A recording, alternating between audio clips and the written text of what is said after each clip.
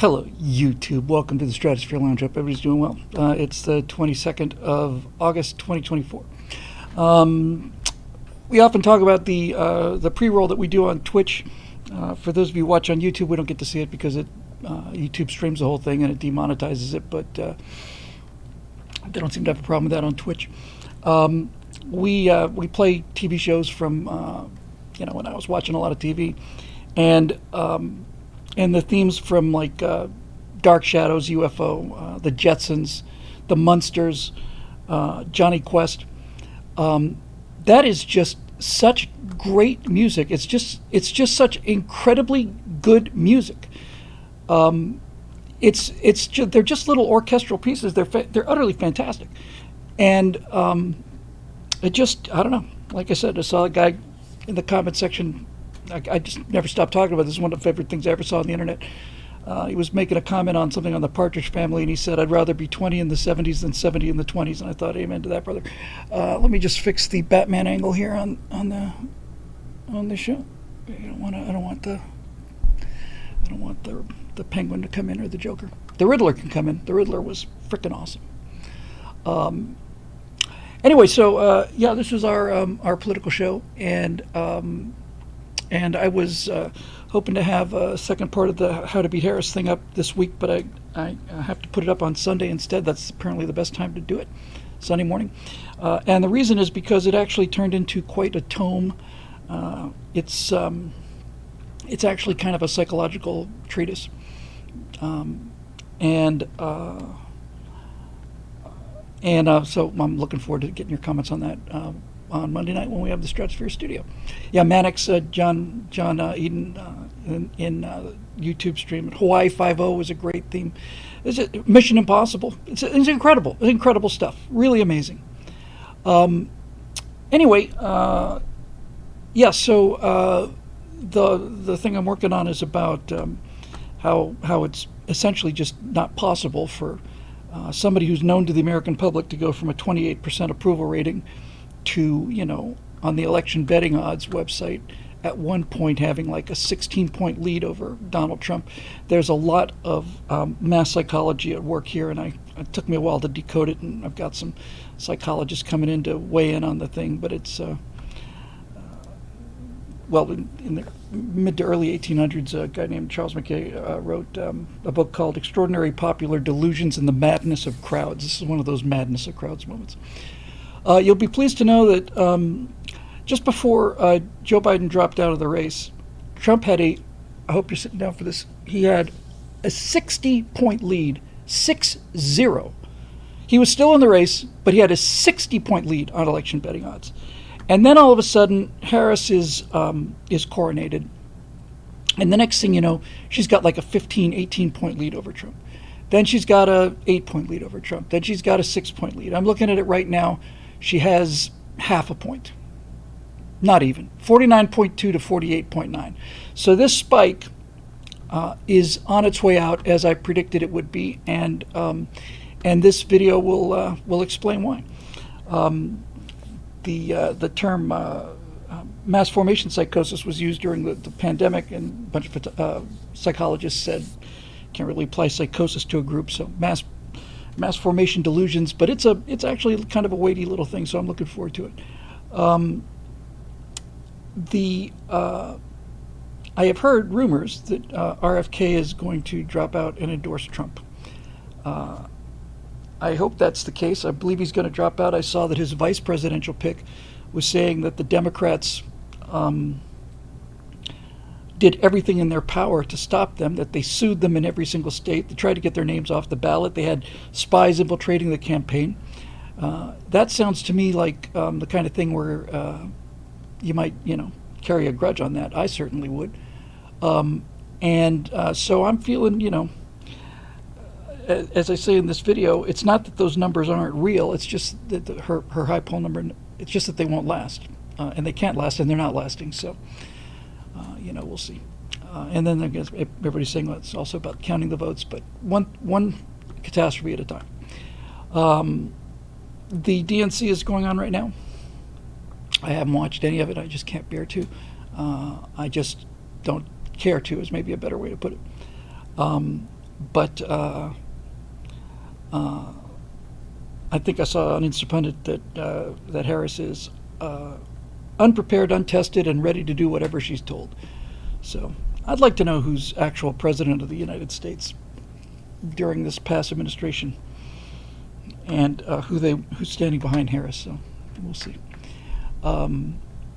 Anyway, I'm trying to think whether I have any good old long pre-show rants to get into here, but I don't really know if I do.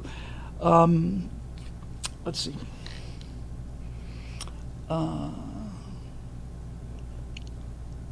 So anyway, yeah, just lies and feels. Yeah, this is the other thing about the mass formation delusion. It's not just that her numbers just went through the ceiling all of a sudden. It's that she can stand there and talk about how if she's elected, she will secure the border, and the room doesn't, the wall. It's almost like the wall should cave in. Like, it's like, thou shalt not offend God in this way. It's incredible to me that that she just has, that they just have the nerve to do this. Timmy is claiming to be a command master sergeant, which is quite a claim, because when I was doing Major Mace Mattingly, I decided to make Grim a command master sergeant. That's why his call sign is Grim, because they're about as rare as the Grim Reaper. And he was not a command master sergeant. And, aside from the fact that it's compulsive lying, I think this kind of thing really sticks with veterans, and that's a significant voting block. So we'll see. The nice thing about Trump is, among the many nice things, two of the nice things about Trump are that he's cares about the country, and that he three nice things about Trump. Among the many nice things about Trump, is that when the negative campaign time comes, what are they going to do? They're going to throw mud at him. They're going to. What can they do? He's covered in mud. He came out of a mud bath covered in mud. He's mud from head to toe. Nothing they can say about him is going to change people's opinion about Trump, for the worse anyway. But Harris, on the other hand, is going to get an awful lot of, well, here's some video of you saying this versus here's some video of you saying that. Yeah, command sergeant major.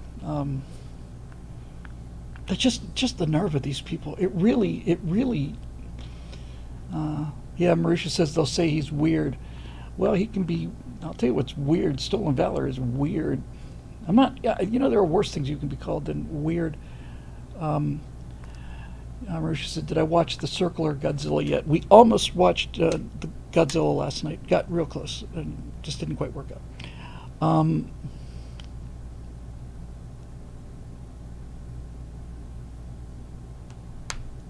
Yeah, Eric says, have you seen the Trump ad about Harris talking about the inflation during the Biden years? It writes itself, folks. We're past the age of parody now. Scott Ott's been saying that for pretty near 10 years now. That he used to write a political satire blog called Scrappleface, and everything he wrote as satire has already come true, and more besides.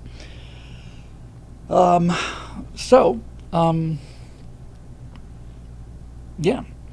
I mean, I suppose we could just dive right into the questions, but just don't do that often. Normally I've got a little more to say about things, but nothing really jumps to mind at the moment, other than the fact that I'm very pleased to have watched that Harris spike just crumble down to less than a half a point now. And I put a lot of confidence in those election betting odds site, because John Stossel is behind it, and I trust him. And because it makes sense to me, the idea that a poll, you can tell people who you like and who you want, but when you're putting money on the line, thousands of dollars in some cases, it's not about who you want to win, it's who you think will win. And so it's a form of distributed intelligence, and I'm a big believer in distributed intelligence. In fact, that's probably certainly the one thing that keeps me out of the clutches of elitism and D-bagism that inextricably related to it. It's like, being an intellectual and being a D-bag, they're like quantum entangled. So, anyway, let's see what we do. We'll go through the questions, and then we'll see what we got.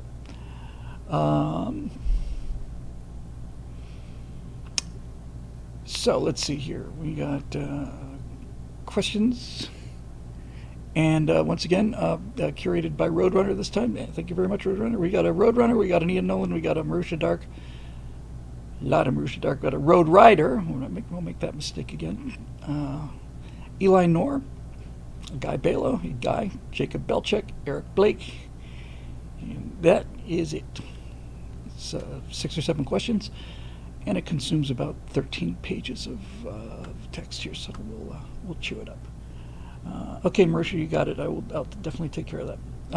Okay, so why don't we just dive into this thing, and we'll see what we can do with it. From Roadrunner, second attempt. I always pay attention to those. I don't like seeing second attempts, and a third attempt is automatic. Greetings, friend William. Greetings to you. Has Great Britain been using George Orwell's book 1984 as an instruction manual? They certainly seem to. The INGSOC, the whole question is coming, but INGSOC in 1984 is English socialism. It's hilarious to me when left-wingers will quote 1984 as this is what the Republicans, the kind of world that we want. It's like, it's called INGSOC, English socialism. Do you want him to spell it out for you? Well, he does. INGSOC. It's a dark hand shaking a light hand. That's the motto of the Nazi Party of the future. And they just don't get it. They don't get it. They don't want to get it. Anyway, back to the question. They have CCTV cameras posted all over the city. Big Brother is watching, yes. And because of the incredible number of police cameras there and the fact that no one is allowed to defend themselves, that means if you're going to be murdered by a knife in Britain, the chance of that happening on videos is excellent. So that's going to be... it's got to be a comfort as you're lying there on the cement bleeding out to be able to look up and see 5 or 6 different cameras that have all pointed your way, and knowing that your video has been faithfully recorded, and then they'll decide whether or not the perpetrator is somebody they can prosecute or not based on their religion or their skin color. But moving on. The Ministry of Truth has banned speaking about what's happening in the country. A 61-year-old man was sentenced to 18 months in prison for chanting, "Who the F is Allah?" And another was arrested in his home for improper use of social media for a post that he had on Facebook. Improper use of social media. Arrested at his home. See, I am precisely half British. My maternal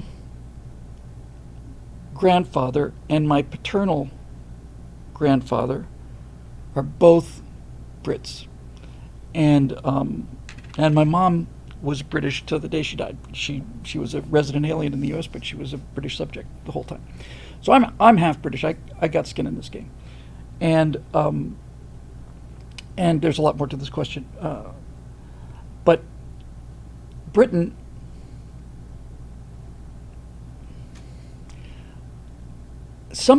Well, you know what happened to Britain was they lost the flower of the nation. I mean, that's what they called it, and that's really what it is. The kids that they lost in the First World War, especially the Kirchner army that they sent over, where all the friends would get to enlist together. They called them PALS battalions. And all the young men in a town would enlist together. They'd get to serve together, and they all got massacred together. And instead of dispersing the casualties out over many cities, if your guys went into, if you're on the front line on this, on the Somme, you would have entire towns that were just decimated. The town of 200, 300, 400 people would have 40 or 50 of their kids killed, just in a day, and all.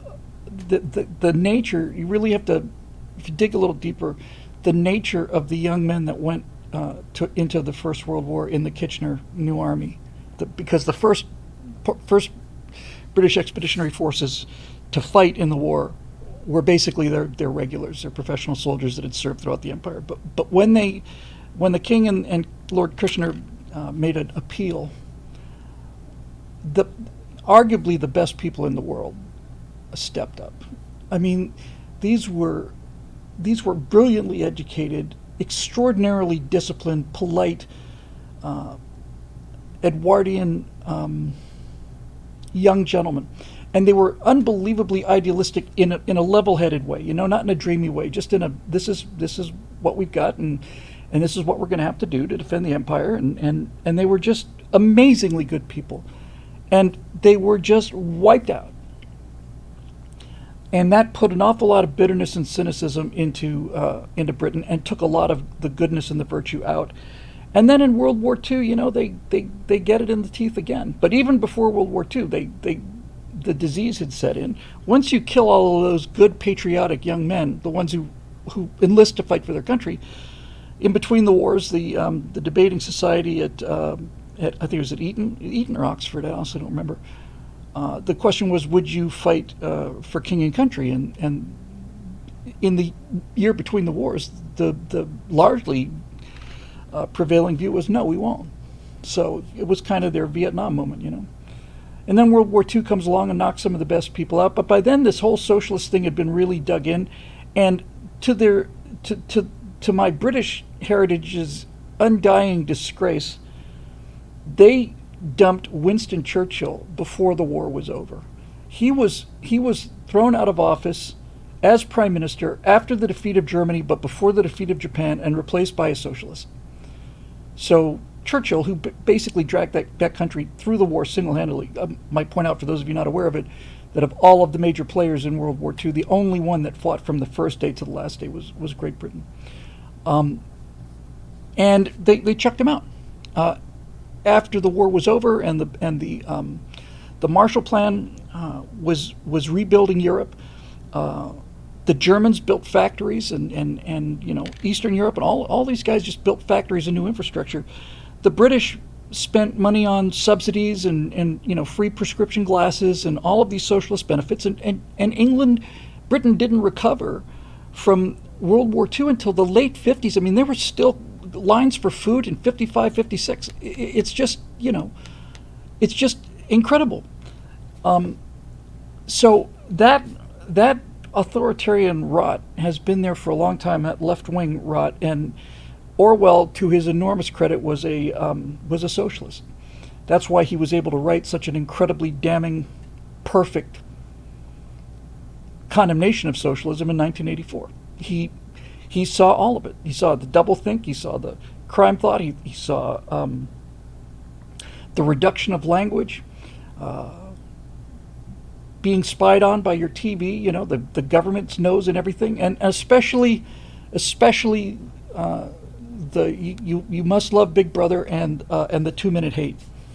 With you've got to have your class enemy. That's one of the things I mentioned in this thing too. Is that for these mass formations to form, people rush towards other people that have the same opinion, but anybody who's outside that group is a heretic, and any outside information that comes from those people disturbs the relative lack of anxiety that comes from being surrounded by people who think the way you do. And so they must be demonized, and if the social proof gets strong enough, then they'll be killed. So of all the things in 1984 that's brilliant, the final line is the most brilliant of all. Finally Winston Smith is taken out and he's shot in the back of the head, but it didn't matter because he loved Big Brother. He really did. He loved him. That was the ultimate triumph of the totalitarian state, was that we're not going to just kill the dissidents. That doesn't do any good. That just leads to more revolution and rebellion. Now we're going to make them love Big Brother. We're going to condition them to love him, and once we're sure that he's completely on our side, then we'll kill him. Brilliant. And so when you see things like improper use of social media, I immediately just go to those TV screens. The 1984 movie with Ian Hurt is terrific. John Hurt, terrific, and I just see this black and white TV screen, and the face of that woman who's doing the calisthenics saying, "You 62409, you are misusing social media. You are guilty of thought crime. This is double plus ungood. Report to the Ministry of Love for your punishment." And Britain has become a very ugly place. Roadrunner goes on to say, their prime minister is threatening legal action against Elon Musk for posts on X, formerly known as Twitter. Good luck with that, you miserable, limey bastards. It's a hard thing for me to have to say, but there's no other word for it. Toffee-node, foppish, dandified, tea-drinking, crumpet-eating fascist bastards. And 2 MPs are demanding that he appear before Parliament to answer for his actions. Knowing Elon Musk as well as I do, I actually wouldn't be surprised if he did that. I wouldn't be surprised if he did show up in front of their Parliament. That would be just absolutely brilliant. My reaction to that would be, come and get him. Molon Elon. And a British police commissioner is threatening to have Americans arrested for posts about what's happening in London. Well, again, Mullen lobby on that one there, British police commissioner. You want to arrest, tossers, exactly. That's one of the terms I was looking for.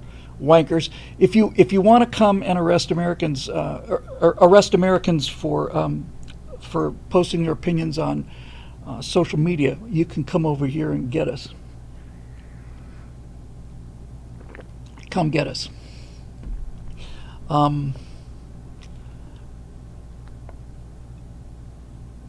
Jonathan Robertson here in the YouTube stream says 1984 was so predictive it almost seems impossible, as if I'm living in a dream or nightmare. The only thing really missing is a machine that can read your thoughts in real time. Well, they've got those now. It's called artificial intelligence. When I had heard from people inside of Google, this number defies belief, but then again, that's why so many unbelievable things are happening. You got to keep up with these things. My understanding is that Google has 30 million pages of information about every one of us. And so when I've been saying this for quite a long time, I think I'm right about this. I'm not 100% sure. It's not that Google and AI are reading my mail. They are, but it's not like they're reading my mail. They're reading everybody's mail. They're reading all of our tweets. They're reading all of our chat messages, all our DMs, all of it. They're reading all of it. And I got the impression during the pandemic that they were using this as a gauge for how far they could push. They would push things that we'd never taken before, we never thought we would take: mandatory lockdowns, mandatory masks, mandatory vaccinations. Prior to the pandemic, most Americans would have just laughed that out of the room. But they kept doing these things, and then they would back off a little bit, and I'm convinced that they were watching people's reactions, talking to their friends, and trying to find out where that line is, and just staying below that "it's musket time" line. It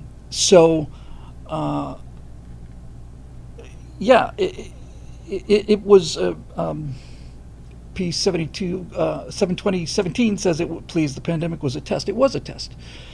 It was a test to see how much people would take. Now the interesting question is, when they try this again, will we be more compliant or less? I suspect what will happen is that the people who were compliant before will be more compliant, and the people who were not compliant before will be less compliant. That's what I think happens. Anyway, he closes by saying, what happened to England? Every day I'm thankful we have people like you around to keep me from totally giving up on the world. Thank you. You're welcome. But it's not me. It's It's those men, young men largely, who got together and hammered out a document that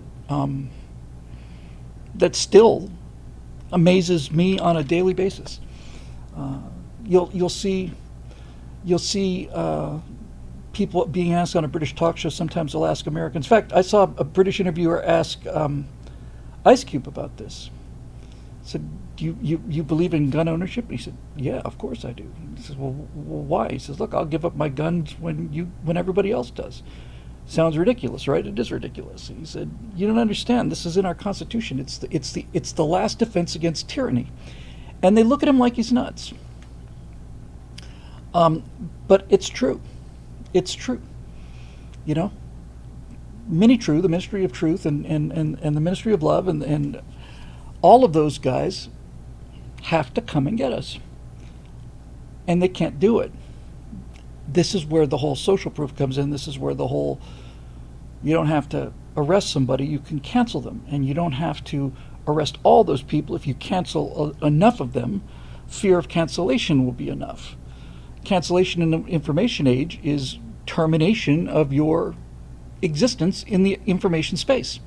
It's the functional equivalent in terms of rebellion. It's not for a second trying to equate these two things in a literal sense, but it is the functional equivalent of having a person executed. You've been terminated. What happened to Stefan Molyneux?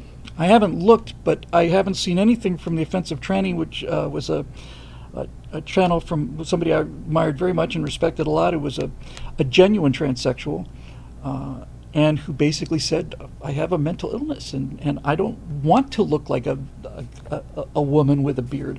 That's exactly what I'm trying to get away from. I wouldn't go outside of the house for 4 years until I was sure that nobody could tell that I was a transsexual, that kind of thing. I haven't seen him on YouTube for months, and I'm more than happy to say him, even though he was born a woman, because he's earned it, and because he's not telling me that I have to believe his fantasies. He's coming out and saying, this is insanity what's going on with the transgender movement. I think he must have been just closed, because he was really getting traction. He was a genuine transsexual, still out there unpromoted. So, same thing happened to him that has happened to me and a lot of other people. You subscribe to his channel and you don't get any updates anymore. I don't even think he's on the list.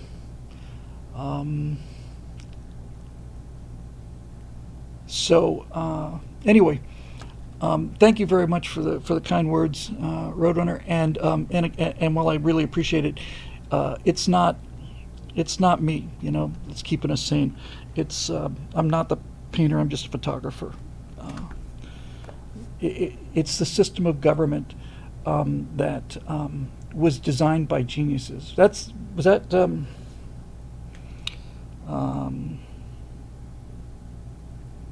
Whose line was that? But America designed by geniuses, run by idiots. Yeah, that's exactly it. But man, they built so many. They built a structure that was so freaking strong, so strong. It was Jeff Foxworthy, yeah.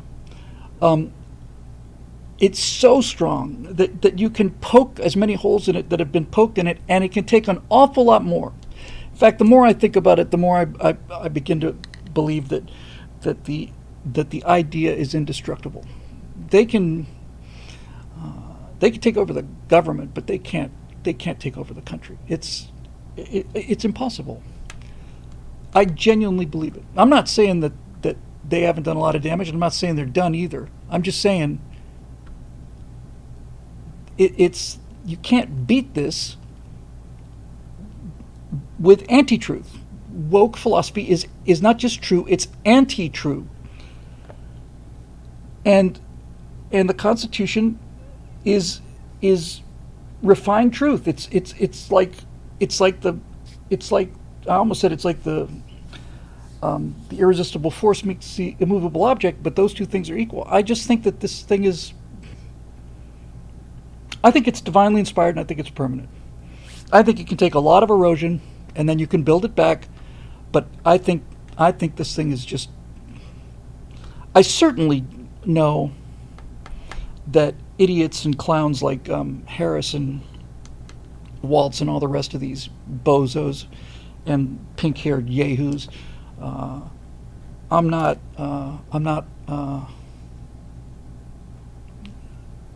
They're a nuisance, and they have done a lot of damage and could do more. But no, they're not space reptiles with ray guns. They can barely tie their own shoes. So we'll see. Ian Nolan. Bill, spiritual warfare boils down to the fight over truth, with Christianity being the ultimate truth. We are now family in the information age, and family into fifth generation warfare. Firmly in the information age and firmly into fifth generation warfare, i.e. information warfare, which means military theory has now started to merge with theology. What do you think about this idea? You know, that's a profound insight, actually.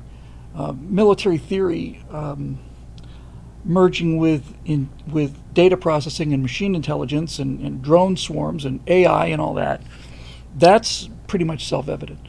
But to say that it's gotten to the point where it mixes with theology is a real powerful insight.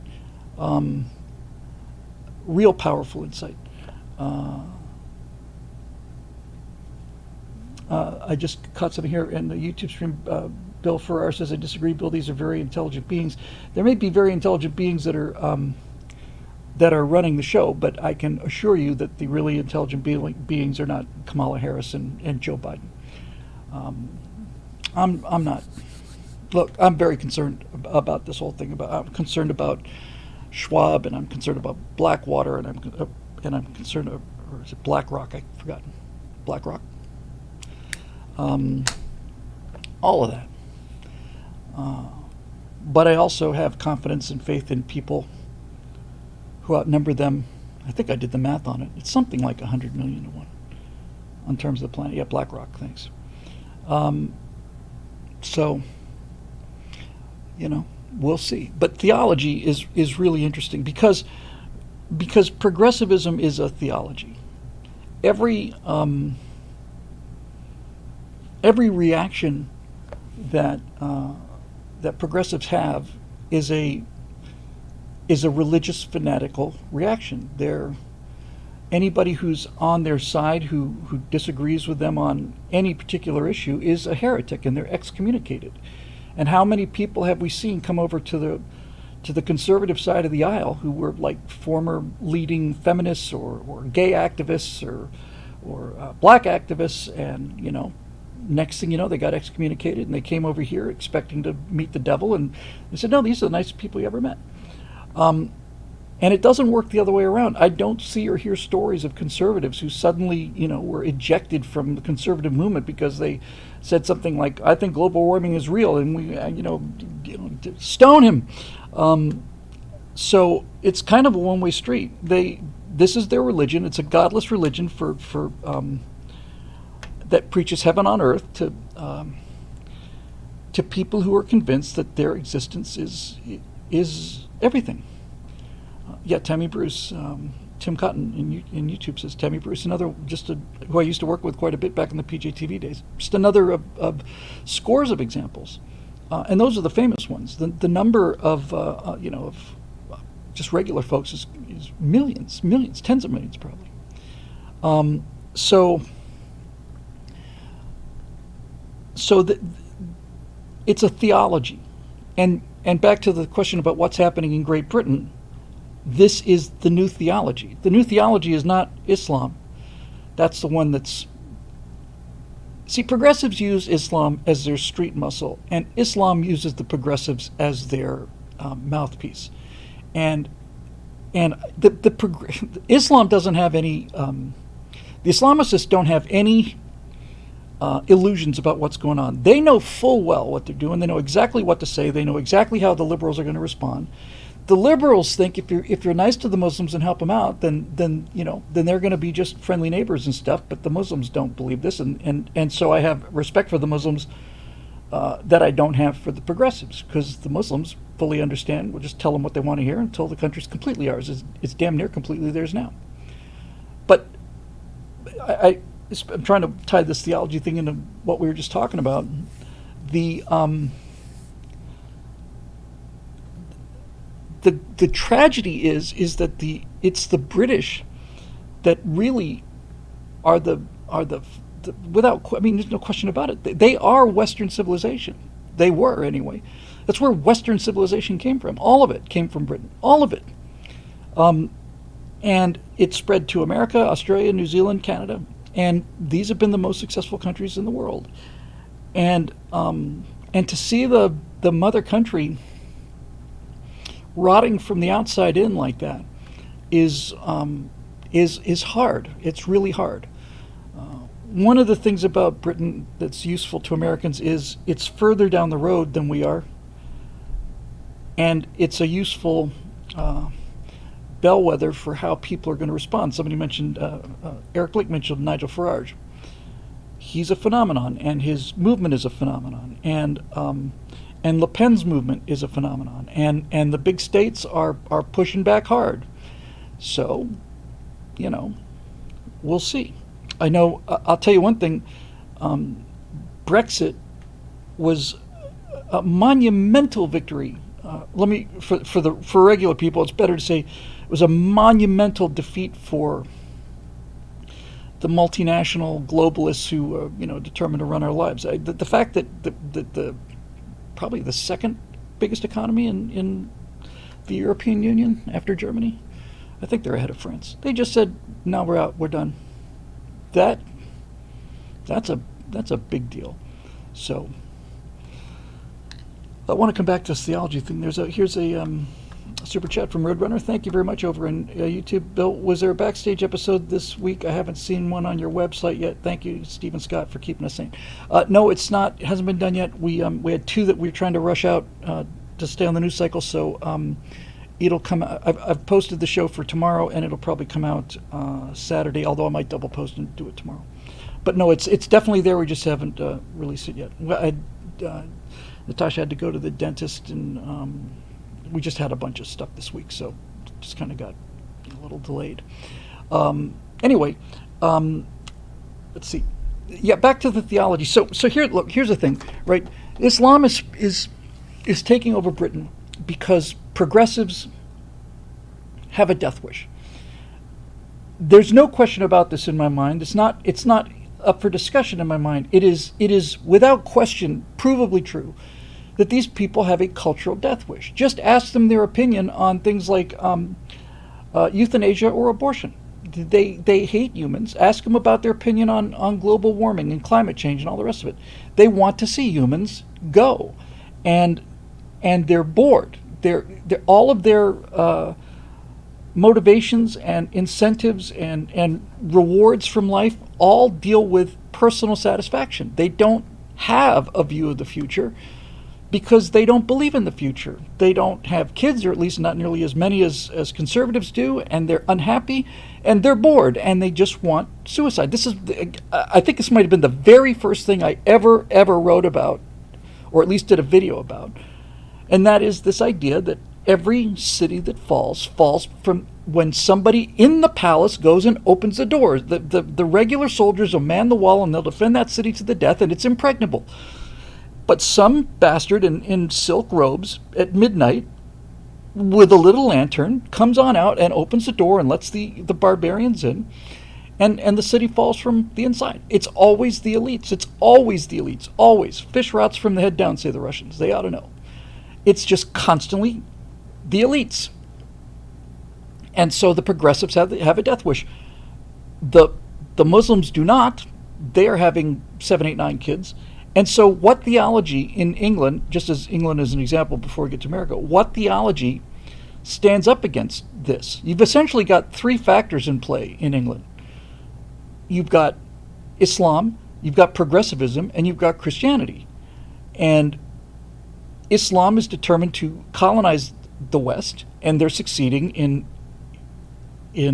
certainly succeeding in Britain and France and most of Europe. Opposing them is progressivism, which is not opposing them.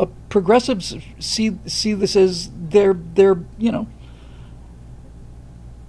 they can't be opposed to them because they're people of color. They're authentic, real third world people of color, so they can't oppose them. They don't have no desire to oppose them, which leaves Christianity, and Christianity has been sold down the river by the weakness of the Church of England. There is no full-throated Christian movement in Britain the way there is in America. You can find churches in America that preach fire and brimstone and damnation, and it's still a significantly strong part of our culture. It's been battered, but it's still here. When you get the Archbishop of Canterbury, I want to say was a woman, and that the Archbishop of Canterbury said something to the effect of, "We're going to set aside like a Muslim room in some of our churches so that they'll be welcome here." It's like, they won't be welcome here. They're going to put the crescent on top of this. They can take down the cross and put up the crescent. That's what they do. That's what they do. And like I said, needless to say, I'm not fond of that religion and the way it governs people. But you have to respect it. It's fighting as if it believes in itself, and it's not telling any lies. They're real clear about what they're trying to do, and they're doing it. You can't. This is why this is such a profound insight, Ian. You can't fight Islam with a vacuum, and you can't even fight them with things like saying, "Well, the West, liberties and freedom of speech, the rest of it." That's politics, not theology. Islamicists are ready to die for their religious belief. Progressives aren't. It's impossible to imagine, I used to say Michael Moore, but nobody knows that name anymore. But essentially, it's impossible to imagine, what's his name? What's that idiot's name? The new idiot. The one who just had his butt handed to him after the Trump assassination. Is it Infinity or no? What is his name? That guy. It's inconceivable to think that he would take up a rifle. Destiny, yeah, Destiny. It's inconceivable to think of that twerp taking up a rifle, getting in a ditch, and getting shot at for what he believes in. Inconceivable. He's a nihilist. He doesn't believe in anything. He believes in coffee table conversations, but I just cannot see it. I can't believe it of any of them. I just saw Julia Marie-Dreyfus endorsed Kamala Harris because she played the Veep before, and she played an idiot. So it's an actor playing an idiot, endorsing an idiot who hangs out with actors. Okay. And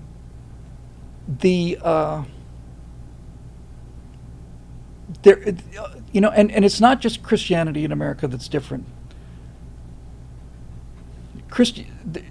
Ian's point about how do you fight this theological war, and let's forget about Islam for a minute, because I'm not worried about being taken over by Islam, because I'm greatly worried about being taken over by big tech and progressives, and control of information in the information age is the same as controlling armaments factory in the industrial age. So this is where the fight is. Progressivism is a philosophy of vacuum. It's the philosophy of nihilists, and it's the philosophy of people who don't believe in anything. It's really kind of interesting. I don't think I really saw it that clearly before, but really when you get to it, it is the philosophy of people who don't believe in anything. They have to invent social justice because the strategic reserves of actual injustice have gotten so low they have to create synthetic injustice. So it's a philosophy for people who don't believe in anything. And that should be easy to beat. Christianity in America is much stronger than it is in Britain, but there's something else. This is what I was struggling with. What Britain doesn't have anymore, and which we still have quite a lot of, is just national pride that's independent of of religious belief. This is a theology. Americanism is a form of theology. It's what it's what I believe in. I believe in the Constitution. I believe in America. I believe in American government. I believe in I used to believe in the American government. I believe in the American experiment, and the American government, to the degree that it departs from the principles of America, is not our friend anymore. So we'll just have to get that back. But in any event, this American exceptionalism is a real thing. This is a country that people had to give up other countries for to come here. That is that's a preference cascade. We are here because people left home to come here, and we're very damn proud of this country.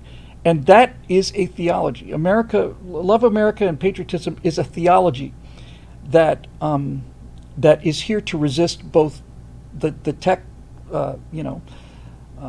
World Economic Forum guys, and also puts up a pretty stiff resistance against Islamization as well. I mean, Dearborn, Michigan is one place, but look, I live in Los Angeles. I don't see mosques here. I see lots and lots and lots and lots of marijuana dispensaries, but I don't see mosques here. I'm not saying there aren't any. I'm just saying I don't see them. And so, we've been able to, because Americanism is kind of it's like a street force that combats Islamism, but the tech stuff is up in the cloud, and that's where the real danger lies. So abuse of social media that's a new term, and that's something to worry about. I just, it answers its own question. It's just nothing you can do about it. It's just the way humans are built. We have this fault line in our construction where some of us just have to have more. I'm not talking about capitalism. I'm not talking about free enterprise. I'm not talking about getting rich. I'm talking about having to tell people what to do, having to have trillions of dollars, and having to control people's lives. AI, for example. Well, forget AI. Facebook. Facebook used to be a place where you could go to see what your Aunt Marty was doing. And it wasn't a place that banned certain political ideas and covered up certain stories. If my dearly departed Aunt Marty wanted to share a story with me about something, Facebook had nothing to say about it. It was a connection place. Google used to be a search engine whose motto was, don't be evil. YouTube used to be a place where you could post videos, and it was what they said they were, what they still say they are, which is a carrier. They're not a publisher. They're not making editorial decisions. They're just a carrier. They're not responsible for what people post on YouTube. But if that's the case, then they can't be making editorial decisions, and they are, so that's how you break them up. I have no problem with that. They're a monopoly. They're a monopoly of publishers. They are an information bias system. And that, to me, is worthy of being broken up, despite the fact that I respect private property and all the rest of it. It's Google and YouTube have become like the electric company, like any other monopoly. You don't usually get, if you don't like the electric company's rates, you don't usually have the option to go to another electric company. If there were 50 electric companies, your electric bill would be a lot lower. Your healthcare options are limited and they're all expensive, but your automobile insurance is as cheap as it will get because there's hundreds of companies competing for your automobile insurance. It's simple. It's just simple. So in terms of theology, I don't know. I am definitely seeing across the culture, all across the culture, I'm seeing people much more open about belief in God and Christianity than I was even 2-3 years ago, because people are realizing that there's nothing there, and whatever your opinion on the factual truth of Christianity or any other religion, whether you believe it's real or not, factually true. Nobody really has the answers to this, but everybody has an opinion about it. But it does provide meaning in people's lives. and a great deal of comfort. And without that, you go completely batshit crazy. I saw on Instapundit a chart that said that this is for liberal women, which is the most. You want to talk about 1984 and worrying about Islamicists and jihadists and ISIS and Al Qaeda. I'm not worried about Al Qaeda and ISIS. I'm worried about liberal women. Those are the people that scare me. But this study said that in 2020, 10% of the population of liberal women had clinical depression. In 2000, 10% had clinical depression. In 2024, it's 46%. That's half of them are clinically depressed. And that number is going to continue to go up. They're going to get more and more neurotic. So are the men, but the women especially. And we've talked about this many times before, mostly on the other show. Men are going their own way. They don't need all this hassle. They don't need all the entitlement. They don't need all the anger and the disrespect and all that. We'll just play video games. We'll swipe right and we'll hook up on Tuesday night, have our fun, and then I'll hang out with the boys and we'll play Counter-Strike, at least back in the day is what it was for me. And then they're John Pershing says, said 46% are clinically depressed, and he writes 54% are undiagnosed. Amen to that. Yeah, I've noticed that there's a lot of fish out there that are pining away for their bicycles, and those bicycles ain't coming back. They're not coming back to the fish anyway, not the way it is now. So anyway, that point about theology is a great point, and it's such a great point. I'm going to be giving that a great deal more thought, because we certainly need to construct a theology that, I got to be careful about how I say this, not because I'm worried about being canceled, because I don't want to be misunderstood. We have to construct a theology of freedom that is broader based than just Christianity.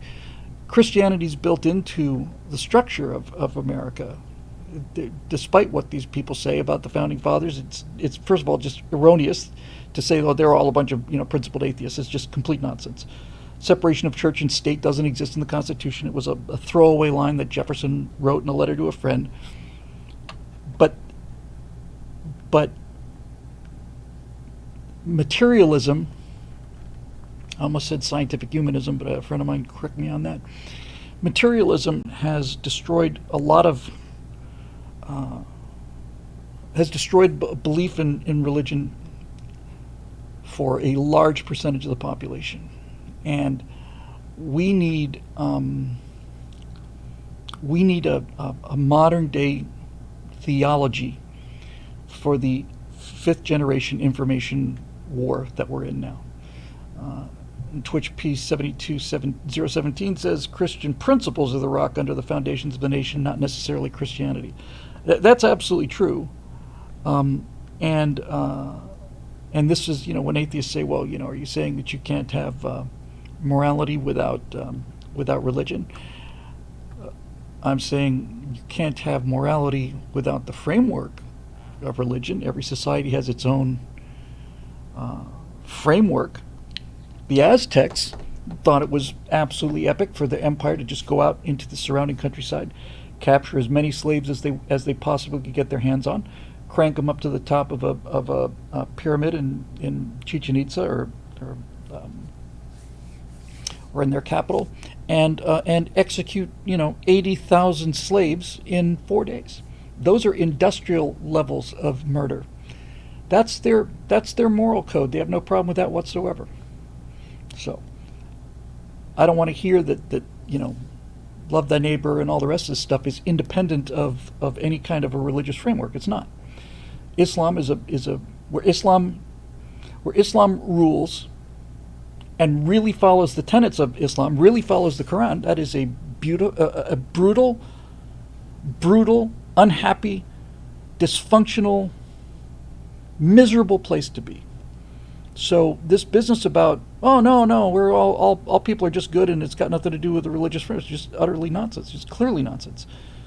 This entire idea of self-governance is predicated upon the idea that people have enough virtue to be able to govern themselves. It doesn't assume we're perfect. That's why we have the Second Amendment. But it does assume that people most of the time are good, and most people in their self-interest, mature people with enough of a brain to realize long-term gain is better than short-term gain, govern themselves.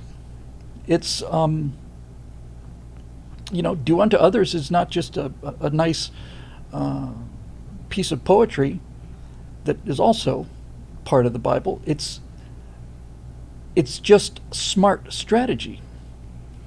That's the successful strategy. Criminals don't believe in to do unto others as they would do unto you. Criminals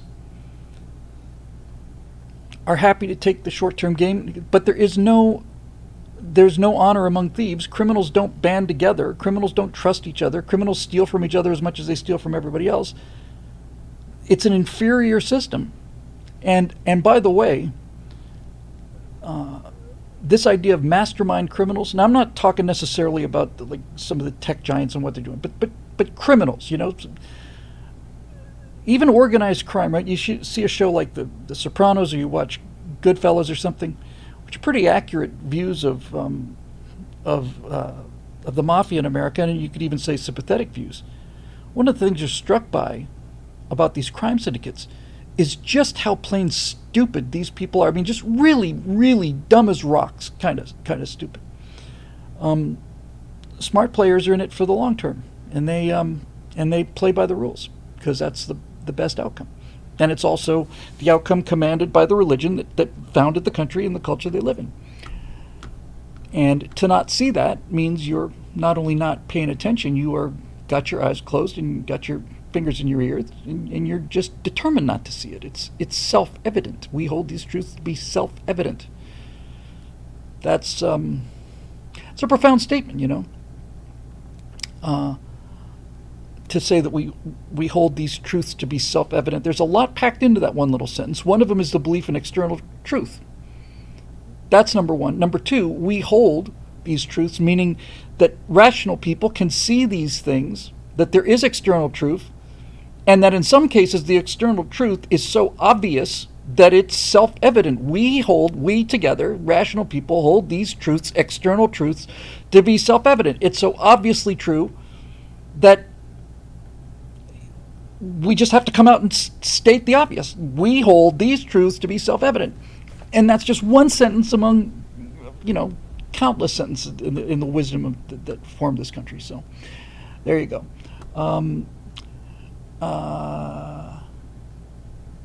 We'll see.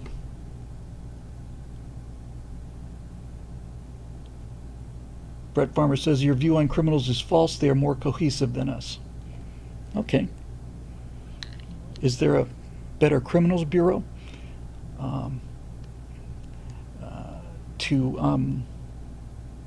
Is there? I just so absurd. I'm not even going to go down that road. Cohesive. That's the one quality that criminals are known for is their commitment to each other. That's why nobody accepts plea bargains. See, that's because it's the cohesiveness of the criminals that means that plea bargains always fail, because a criminal will never, ever sell out his associates in order to get a reduced punishment. It's inconceivable. Rusha Dark topic, the corrupt and the cringe. Sounds like a Western with Clint Eastwood in it. Bill, here are some optics for the good guys. Feel free to share them with the rest of the class. They're all short enough. Firstly, Kamala is so incompetent at everything they had to script her buying Doritos twice in the most awkward fashion imaginable, and even she forgot she was already holding them at one point. So much for relatability, and here's a link. Secondly, the channel Trump War Room recently put out a compilation of Harris talking about how bad the current economy is. Their caption read, "We couldn't have said it better ourselves," and there's a link. Third, Tim Pool recently reported that there are rumors that Kamala got drunk at the DNC. Imagine. Much like Hillary, she's developed a reputation for being a lush and a wino, and so has Nancy Pelosi, for that matter. There's a lot of drunk liberal women out there. It's because they're all depressed. Some of them are the 46% of the clinically depressed, and as we heard here a minute ago, 54% are undiagnosed. But seriously, if you drink a lot, and Hillary is a famous drunkard, then you are medicating yourself against something intolerable in your life. And I think everything in Hillary Clinton's life is intolerable. Everything. I think Hillary Clinton is the unhappiest person that I'm aware of. And that thought fills me with joy. And I'm not ashamed to admit it either. So, question. With our enemies making so many mistakes, it should be an easy layup to bury her. I know we have Hanlon's razor in the 11th commandment, but what point do you consider that maybe this is intentional on the part of establishment Republicans, meaning the people actually in power? When do we get to say it's no longer mere incompetence and that they're deliberately throwing all out in an effort to appease the media political complex who will reward them with wealth and power? Well, there's certainly two parties in America. There's the inside the Beltway party and the outside the Beltway party, and the sooner we come to that realization, the better off we will all be. This is where I would take the messaging if I was a Republican. The Democrats have lost regular people. They've lost them. And I would vacuum them up. I'd say, hey, our philosophy is really simple. Whatever you want to do behind your own picket fence is your business. As long as it doesn't intrude on your neighbor's picket fence, knock yourself out.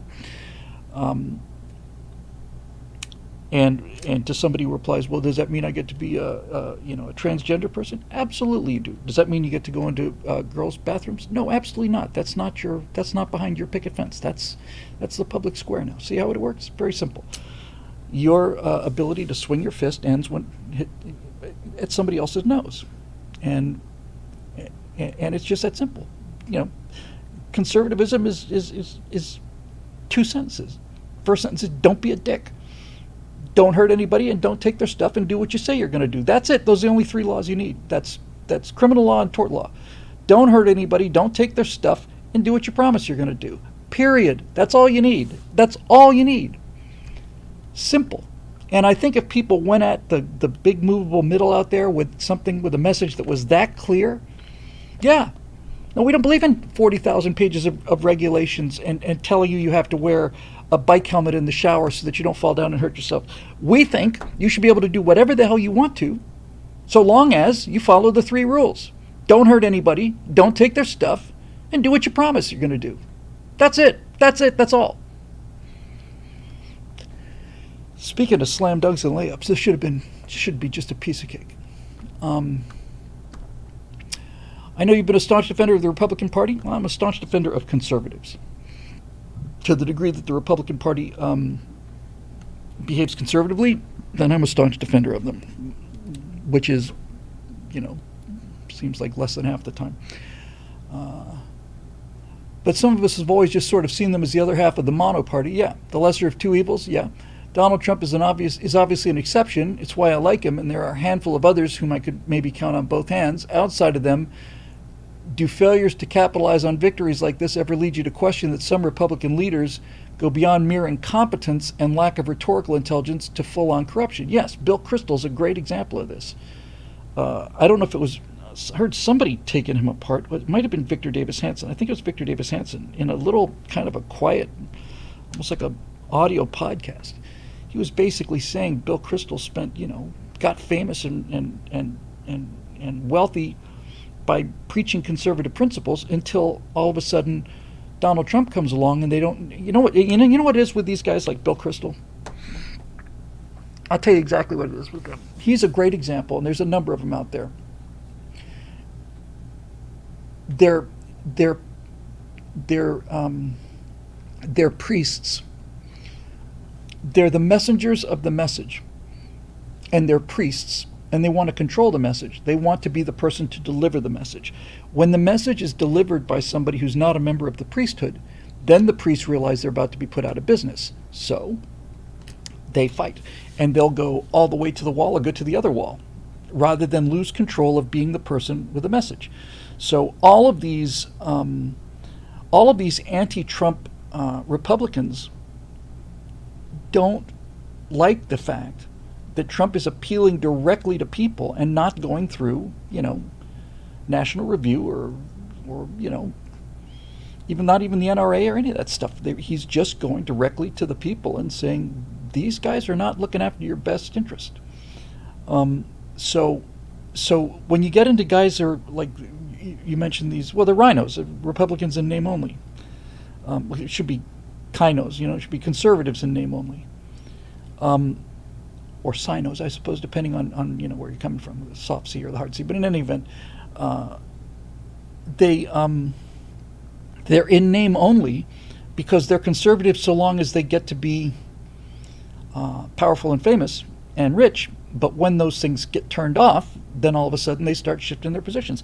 Hansen basically said that Crystal proposed all of these things that Buckley and Reagan were talking about, and then suddenly Trump comes along, and now he goes back on all of them, reverses himself on all of them, and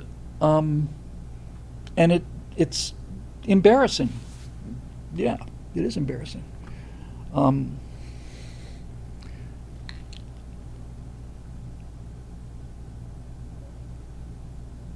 Outside of them, defillers to capitalize on victories like this, meaning the ones he or she's already linked, ever lead you to question that some Republican leaders go beyond mere incompetence and lack of rhetorical intelligence to full-on corruption? Yes. That the call might be coming from inside the House? The call is coming from inside the House. Yes, the call is coming from inside the House. It's one of the reasons I've never really bought into the idea of the Senate being the elder statesman guarding states' rights, for instance, since those are often the very same people causing the problems. Listen, the Senate hasn't been the Senate since whatever the 17th Amendment was passed, and I want to say it was around 1917, 18, somewhere in that 1918, somewhere in that general ballpark, 19, somewhere in there. No, modern senators are not out to watch for states' rights, and they haven't been for a century. It's been a century since that system was screwed. It's been a century since the progressives stuck a wrench into the mechanism that protected state power. And you protect state power in order to keep it out of the hands of the federal government and keep it from being concentrated. So, no, the senators have been the House of Lords for 100 years. But they tend to be more conservative, mostly because they're richer and they have... it's much easier to be a representative than it is to be a senator. There's 435 representatives. There's 100 senators. It's a much more powerful position, and generally you have to kind of work your way up there. And I used to say this quite 1913. Thanks. Yeah, thank you, Wilson. Exactly. That racist, communist d-bag. God, he may have been the most destructive president in American history. Wilson, he's in the top three. What was I going to say about this? Come on, flew out of my head. Had something to do with the senators. It'll come back to me, I suppose. But. Yeah, they're the best way to think of it is the inside the Beltway party and the outside the Beltway party. That's basically it. Joe Biden is proud of the fact that he served in government for 60 years, 70 years. That he was too young, wasn't he bragging that he was too young to be, at the time of his first election, he was too young to take office, but by the time he would have been inaugurated, he was old enough. Like this is something to be proud of. He spent an entire lifetime in government. How are you supposed to represent the people if you have been away from the people your entire life? How does that contradiction not reach you? Because it isn't a contradiction for them. They don't give a damn about this idea. There's nobody more anti-democratic than the Democratic Party in America. They're about to, they are right now as we speak, they are going to have their nominee for President of the United States get up there and talk about the glorious future if only they could be given political power, which they've been holding for 4 years. And not a single person voted for her. Not one. Not one. Not one person ever. All the delegates voted for Biden. He was pulled out. They ding, appointed the person, and they didn't want to appoint her. They just couldn't not appoint her. There was no way to get around the fact that you could not get around the fact that she's a woman of color, and so they had to go with her. And once that happened,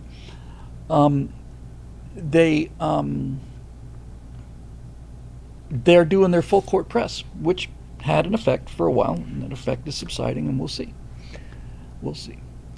Road Rider. Well, I think I called Roadrunner before, and I apologize for that. Thanks, Roadrunner, for keeping this enterprise going this week. Brother from a different mother says Road Rider. Sorry about that, Road Rider. Bill, let's try something different first. The question, is Polaris frivolous? Like Polaris Dawn, I think. We're only days away from Polaris 1 of 3 launches. Nextspaceflight.com has a nice write-up on the why, the who, and the how. Yes, while it is SpaceX, the article states, this mission will be the first of 3 flights currently listed under the banner of Polaris, a private spaceflight program run by entrepreneur and aerospace tourist Jared Rook Isaacman. But Bill, here's the kicker. In addition to organizing and managing the SpaceX contracted venture, Isaacman will serve to command each Polaris flight. Let me finish the question. Is this a vanity flight, and is it needed? Yes and yes. I get a creepy feeling that it's got a submarine tourism vibe to it, except that Elon Musk is not, come on, Stockton Rush.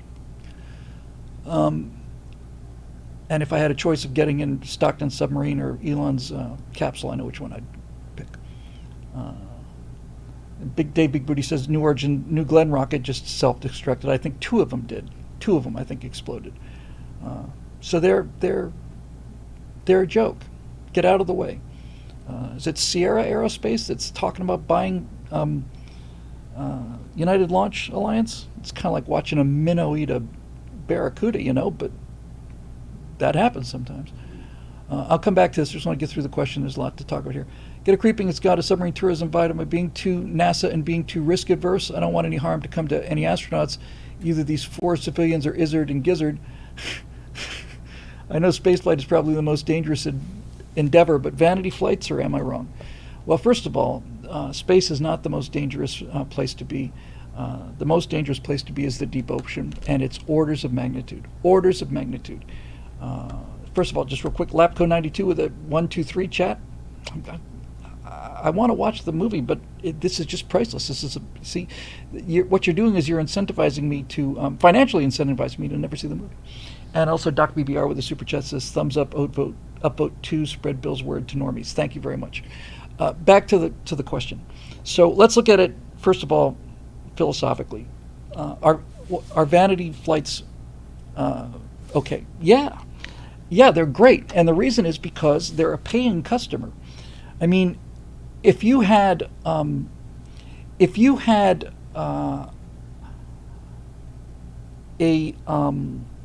by the way, Brent Fraser says, thank you, Bill, for dismissing me like everybody else. I'm not dismissing you, Brent. I'm just disagreeing with you. That's all. If you felt like I was dismissing you, I'm sorry. I certainly didn't mean to dismiss you. I answered your point about cohesiveness in the way that seemed obvious to me. But if there's a market for 400 or 4,000 vanity flights and it is run at a profit, then that means SpaceX gets more money, SpaceX builds more vehicles, we get more accumulated flight time, we get all kinds of things. This is him moving into the market. This is creating a market. So yes, vanity flights, a vanity flight that pays for itself plus the profit is a customer, and customers are what make a business run. So I don't care if it's a satellite that somebody's paying for, or if they want to go spend 5 days in Earth orbit. If it's the same income for SpaceX, then yeehaw, build some more starships. So there's that. As far as him commanding the mission goes, I mean, I don't want to take anything away from the guys, but what's his name?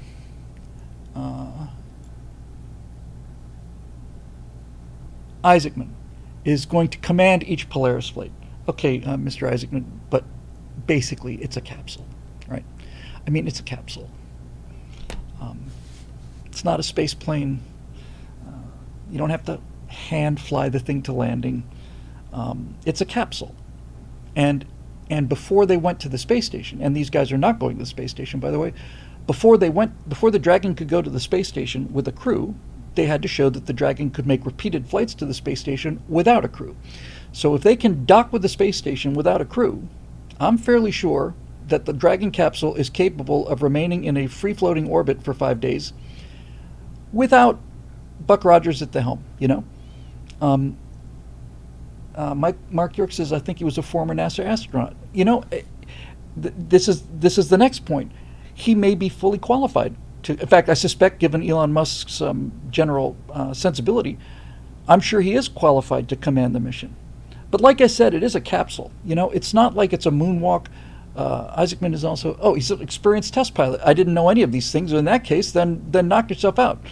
And he's probably more qualified than a lot of people who are flying for NASA.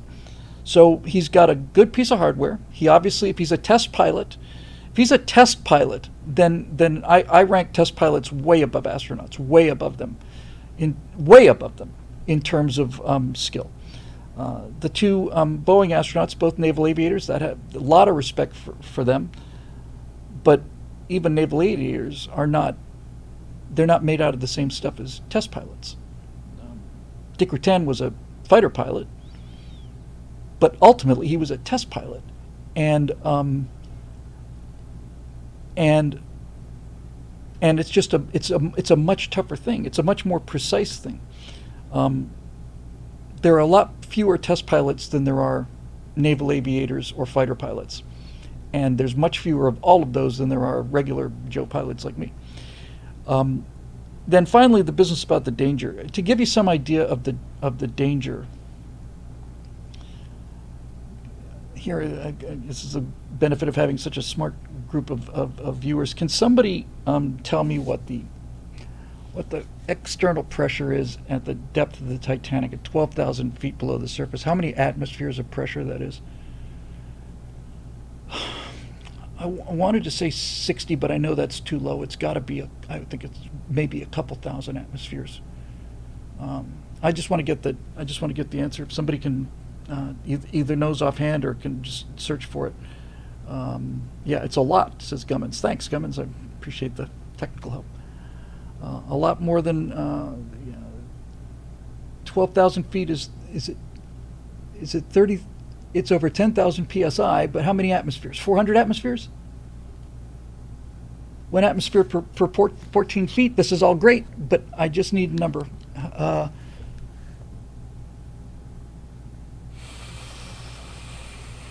400 atmospheres, says Marusha Dark. That sounds about right to me. Okay, so to give you an idea, 400, yes, it's coming back, 400, roughly, okay? And that's not the depth of the ocean. So let's say, because the Titanic is by no means the deepest wreck out there. So for the sake of it, let's say that deep sea exploration is 500 atmospheres. You know what the difference in space is?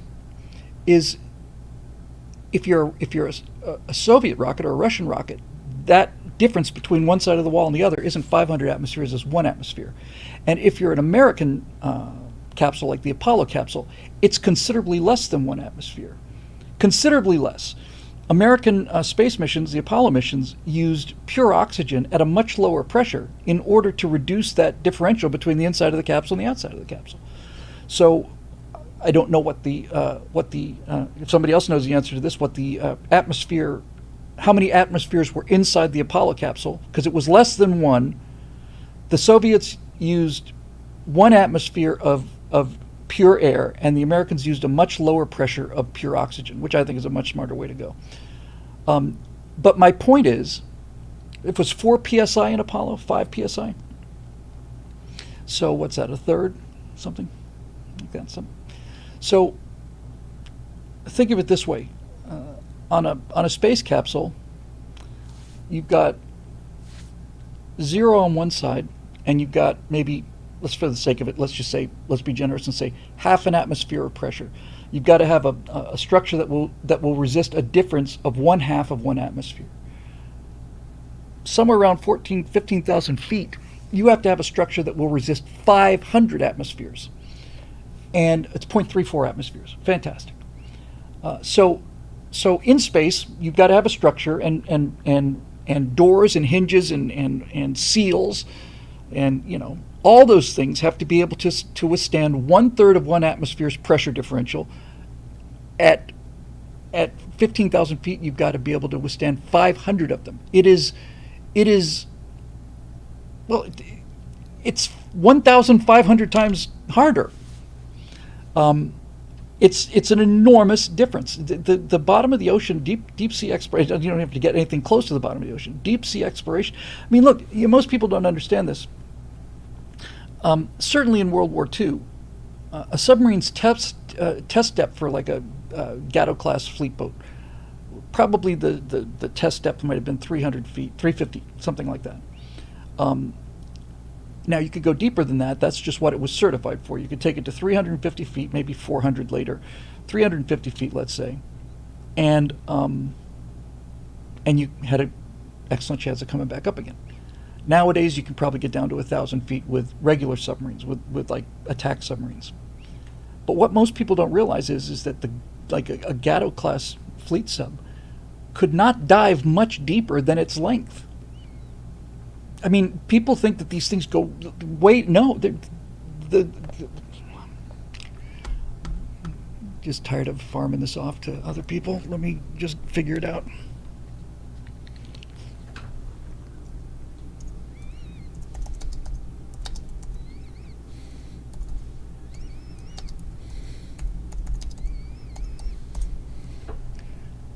Okay, perfect. So here you go. Think about this. In World War II, USS Gatto SS 212 was 311 feet 9 inches long. So 311 feet.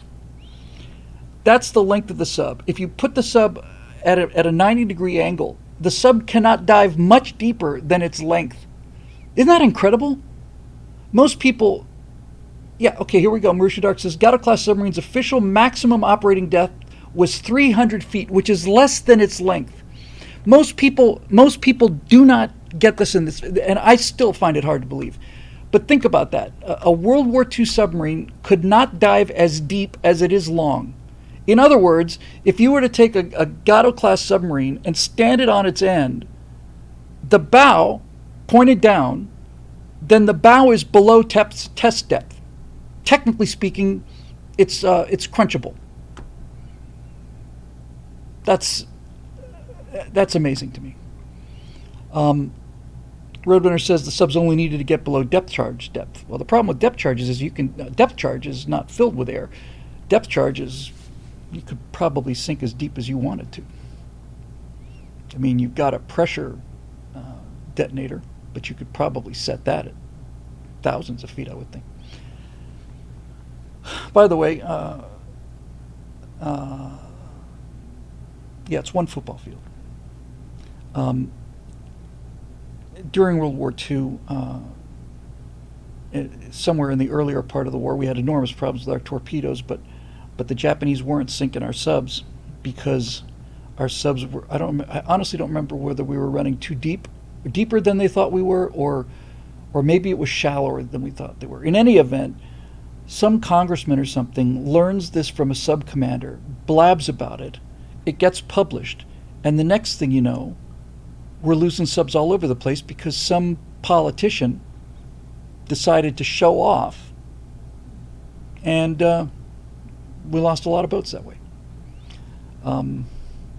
So anyway, my entire point with this whole rant is, space is definitely dangerous, but it's not anything like the ocean. Hey, we're good, thanks. Huh? We're good. Have a good night, thanks. Bye bye. It's not even close. I would rather go to space in a Dragon capsule than I'd rather go to space than go 100 feet deep. I could probably do 30 feet in a sub without too much worry, but below 100 feet, I'd start to get nervous. Deepest I've ever been scuba diving was 65 feet, and that's, we were just down there long enough to stand on the deck of the Mary Celeste, not the famous ghost ship, but there was a Confederate paddle wheel named Mary Celeste, which sank off of Southampton in Bermuda. And the paddle wheel structure is still there. It's pretty cool, metal structure there. So that's the deepest I've ever been scuba diving, and I was 10 probably, I guess. 9 or 10.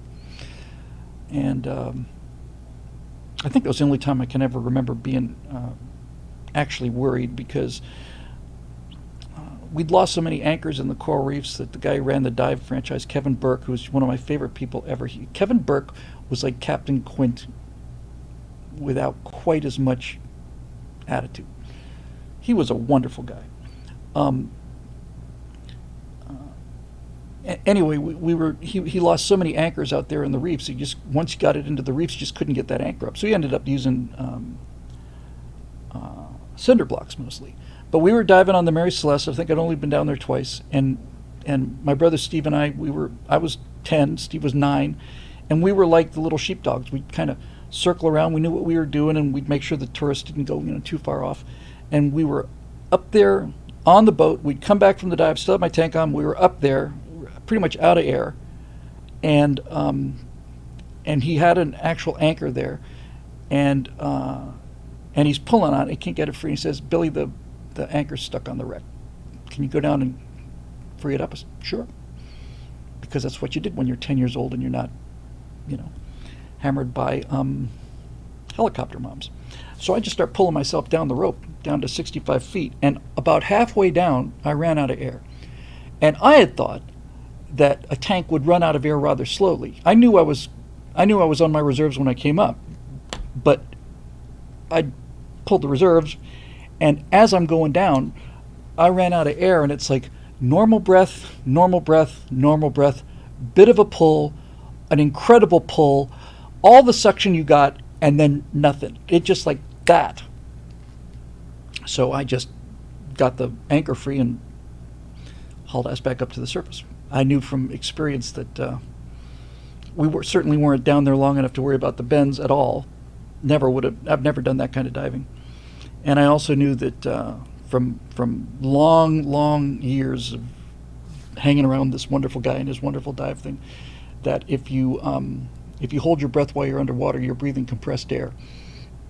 And if you shoot to the surface with a lungful of compressed air, that compressed air is filling your lungs when there's 3 atmospheres, maybe. And if you reduce the 3 atmospheres, you still got that same volume of air inside, so you get an air embolism and pretty much die quickly. So I was down there on the bottom of the wreck, and I freed the anchor, and I got nothing to breathe, and I'm looking up there, and it's like, damn, that is a small boat. I could have sworn the boat was bigger than that. That's a long way up there. And I just start pulling myself up. No problem, Skippy. No problem. I miss those days where a guy who knew what he was doing could ask a 10-year-old boy who he knew also knew what he was doing to go down and free up the anchor. Just forget about the amount of air in the tank. Just the fact that he would just say, "Billy, go see if you can get that anchor loose."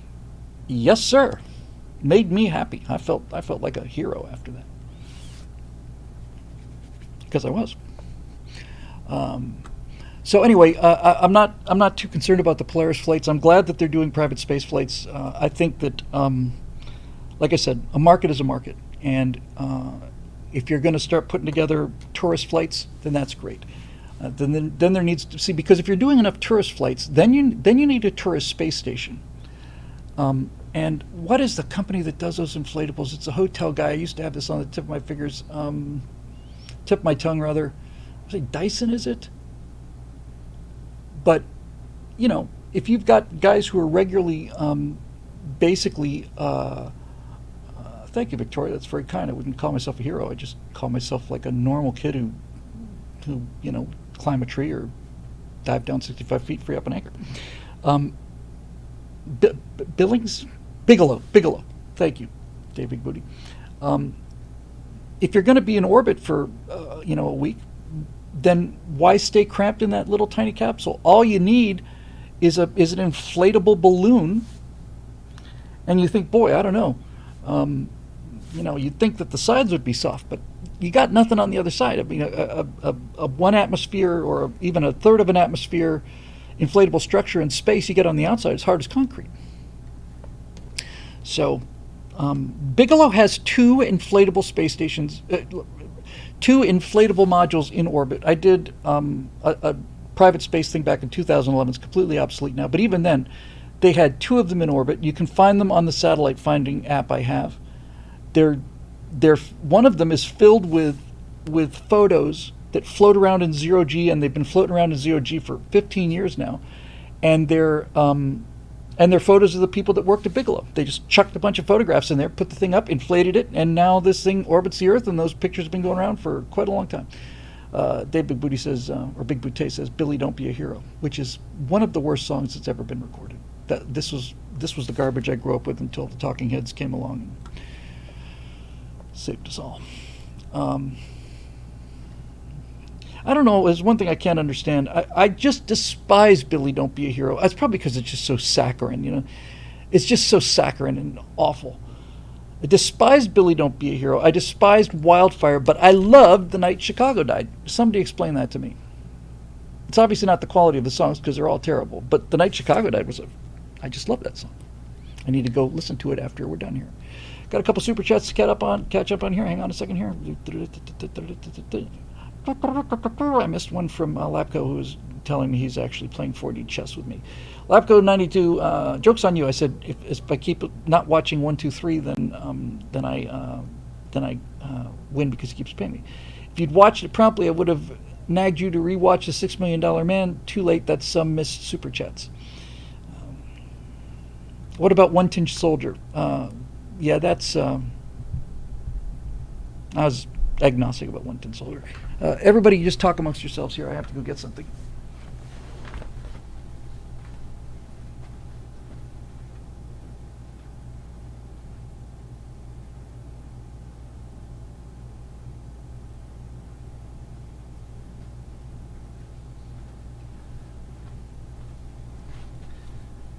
I have in my hands here the DVD of by what all accounts is the greatest movie ever made. Just screams "Watch Me," doesn't it? But that was sent to me by Lapko, and if I had a DVD player in my computer, I would have watched it immediately. I have to go buy one. And I actually kind of think I have one somewhere, a USB DVD player. But in any event, I'm actually looking forward to it. I'm going to leave it on my desk instead of the back there, and so, we can put this long national nightmare behind us. Just back to the super chats real quick. Thank you for the super chat. We got one from Samuel Eddy, $20 super chat. Thank you, Samuel. I heard Obama talking at the DNC, and he was saying something along the lines that conservatives don't believe in charity. That's interesting, he says. We give out of the abundance of our hearts, but not through tax and spend policy. Yeah, that takes a lot of nerve. Obama's got a lot of nerve. We don't believe in charity. We're the only ones that believe in charity. Their idea, they believe in coercive, take money from you at gunpoint and distribute it to poor people in order to get a vote. Conservative Americans are by far, order of magnitude, the most charitable people in the world. We don't believe in charity. We don't believe that taking money from one person at gunpoint and giving it to somebody else so that you can get more power, we don't believe that's charity. We call that coercion and vote buying and virtue signaling, and you know it, which is why you should be ashamed of yourself, you miserable traitor bastard. I mean that in the nicest way. I missed one. Where'd it go? Here it is. Faustonia, cool name. I'm getting a page not found on your Streamlabs link. Might be a problem on my part, but FYI. Most of the people seem to be doing okay. I hope we're all right. Oh, nope. Trinity Water says me too. I don't know what's causing that. Yeah, we don't believe in charity. What a Miserable, lying son of a bitch he is. He really, here's the thing about Obama. This is the genuine tragedy of this guy. If he wasn't such a communist, he could have closed the deal. He could have closed the deal when he was elected in 2008. He could have said, the fact that a black man has been elected president of the United States of America is the indication that institutionalized racism does not exist in this country and has not for a while. We are looking at a new future now where people are where everybody has the same right to high office and job opportunities. He could have closed the deal. He could have put this race thing to bed forever. And instead of doing that, he just put salt in the wounds in order for his miserable political party to get more power. These people would rather rule over the ruins than share power in a prosperous, happy society. The opportunity, it's not a wasted opportunity. He never had any intention of putting the thing down, but he could have. He could have. Lapco92 says, we're good, it's fun. It is fun. I still chat more than I should and just really thought you'd like it. Always buy secondhand. Don't give Hollywood $1. Thank you, Lapco. It's a great, it's fun banter. It's like the relationship I have with that no-talent bastard Andrew Klavan, who basically I carried for all those many years. Okay, moving on. Eli Noor. Hey, Eli. It's a proud-looking avatar you've got there. It's very impressive. I recently heard another conservative commentator, there are no other conservative commentators, suggest that the Constitution can't or won't last due to the fact that the habits of liberty are no longer practiced in the United States or most of the Western world. Examples were given that most people don't even know those listed in the Bill of Rights, let alone be willing to fight for them. Many are even willing to give up the First Amendment if it makes them feel safer. Thoughts? Those are all legitimate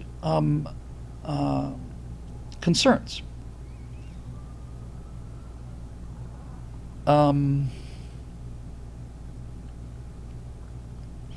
So I think it's probably best for me to explain how I feel about this, to go back to an analogy I've used before. When America was at its healthiest, for the sake of the argument, we'll say the 1940s and into the 50s, the core of America was the size of a bowling ball, and there was maybe 5% fringe on the outside, like a foamy fringe on the outside that was useless. Most of it was rock solid, but around it was like a little foam layer that wasn't too deep, and this consisted of criminal elements and communists and, and low-lifes complainers and, just general ne'er-do-wells. What's happened since then is the bowling ball has contracted and the fuzz layer has gotten deeper. We've got a lot more baggage than we used to have in terms of people who don't understand how the system works and are therefore actively trying to destroy it. A lot more. So, regardless of what happens, well, not regardless of what happens, let's just say for the sake of the argument that they managed to pull this thing off in one way or another, and we don't need to get into the details of that. It's not like America's retreating so much as it's contracting. I think that's a much better way of thinking about it. It's contracting. And as it contracts, it gets more dense too, which means that while there are certainly fewer America-loving patriots now than there were 30, 40 years ago, there's no question about that. Those of us who are patriotic we're not patriotic by default anymore. Now it's like a conscious choice. There's so many attacks on the whole idea of patriotism. Now we're like salmon that have been swimming upstream. We are, from a evolutionary point of view, we are much fitter than the progressives are because we have to swim upstream. A piece of rotten wood can float downstream. All of the social proof, all of the media, all of the late night comedy, everything, all of it. The information giants, all of it. Tech companies, all of it is left wing. It's a river that flows down to the left to the sea, and you could chuck a rotten piece of wood into that river and it will go flowing down to the left. Takes no skill whatsoever. To swim against that current, you have to be fit, and that means you have to be ideologically fit. They never hear our arguments. We hear their arguments all the time. This is why conservatives will demolish progressives in any debate, which is why the progressives don't allow debate. This is why you try and keep guys like, Michael Knowles or Charlie Kirk or Ben Shapiro off of campus, because they know that they're going to eat them for lunch. And so these other commentators are right that things are not as strong as they used to be. But my contention is that there's so much unseen strength in the structure. It'll take so much abuse. It's kind of like I saw USS Constitution under sale recently. I don't know if I think they recently took it out for under its own power. And I thought, first of all, it's just so cool that the Constitution is still commissioned, old Ironsides. But the reason that they called it old Ironsides was because a certain kind of oak that was used and is native to America, and it took a lot of abuse. If you fire cannonballs at the USS Constitution, when they did fire cannonballs at the USS Constitution, it's not like those cannonballs didn't do any damage. Did damage. It's just that the damn ship was so soundly constructed that it could take a lot of abuse and still make it back to port, get you home. I think of America that way. I think of America as old Ironsides. It's like the more they throw at it, the more they blast it, the more amazed I am at how robust the structure is. So yeah, there's more of them now than there were before, and conservatives are contracting. But as we contract, we get stronger, and that's how I'm going to play the 2024 election if it should go the other way. That's if it should go the other way fairly, and just for the sake of the argument, I don't think that's how it's going to go, mind you, but let's just say that it did. Then we have not hit bottom yet as a country. More pain is necessary, not for us. We have to live with the pain of watching it, but what it really means is the blue cities haven't had enough crime yet. The blue cities haven't had enough fentanyl yet. The blue cities and the blue districts haven't had enough homeless yet. They haven't had enough, debauchery yet. The country hasn't hit bottom yet. And if the Democrats win in 2024, again, I don't think that's going to be the case, but if they do, it's because of the votes from blue cities. And blue cities are going to be what falls apart. We can watch this from Texas and Florida without, it's a dagger in the heart to have to watch, but we don't feel that, I would feel it, but, then I would get to the point where I get out of here, then I get out of here. But it is a spectator sport for conservatives. The border is a different story, but inner cities and watching the cities collapse, the people who, if the Democrats win, the people who vote for them and vote for the win are the people who are going to suffer the most underneath a Harris administration. That's what I'm trying to say. The people that vote for Harris, if they win, will suffer more than the people who vote for Trump. The people who vote for Trump live in places that are functional. And so, you can watch San Francisco turn into a ghost town with popcorn if you live in Dallas or, nowadays Fort Lauderdale or something like that. The country is falling apart in the blue areas. If the blue areas continue to keep voting for the people that are making their lives more miserable, then blue America has not hit bottom yet, and so then we just have to watch. Yes, they're taking us down with them, but they're not taking us down. See, that's the thing. They're taking down the government, but the government's not the country. This is a point I'm going to be making a lot of. We are not the government. The country is sound, and the principles of this country are sound, and the people who defend those principles are probably never been better able to defend those principles at any time in our country's history prior to the revolution. Those of us who love America now know why we love it, and we're not going to change our minds. On the contrary, we're getting more and more patriotic every day. So When I hear people say the country's lost, or if we lose, then it's all over. It's like, no, if we lose the election, then the government is going to get more dysfunctional. But the government's not the country. That's the entire point of the country. That's why we're here. Risk is our business. That's why this starship is here. That's why we're aboard her. Greatest speech ever written. James T. Kirk of the Starship Enterprise. So I hope that helped a little bit, Eli. Guy Balo. Hello, Guy. What a swell dude Guy Balo is. Greetings, Bill. My main question is, why do so many people on our side get so infatuated with the liberal when they say one or two things that we agree with? Yeah, I think we've covered something like this before, but let's get through the question. They seem to forget about the other 90% that we disagree on. But on the other hand, when somebody on our side says one thing that they disagree with, their position is they're dead to me. Yes. We're not as dead to me tends to be heretics are burned more on the left than on the right, but there's no question also that, I've had those comments. I've followed you since the eject days, but you said something I didn't like about, the NRA or something. Now you're dead to me. Those things really hurt. But we are not as prone to that as the left is. But it certainly happens. Prime example is, why are there so many people all infatuated with Tulsi Gabbard? Granted, she says a few things that I agree with, but she still is, I believe, a gun-grabbing Democrat not to be trusted. She has a long, long way to go before I could even think about supporting her for anything. On the other hand, a lot of Republicans seem to have completely disowned Ron DeSantis for running against Trump.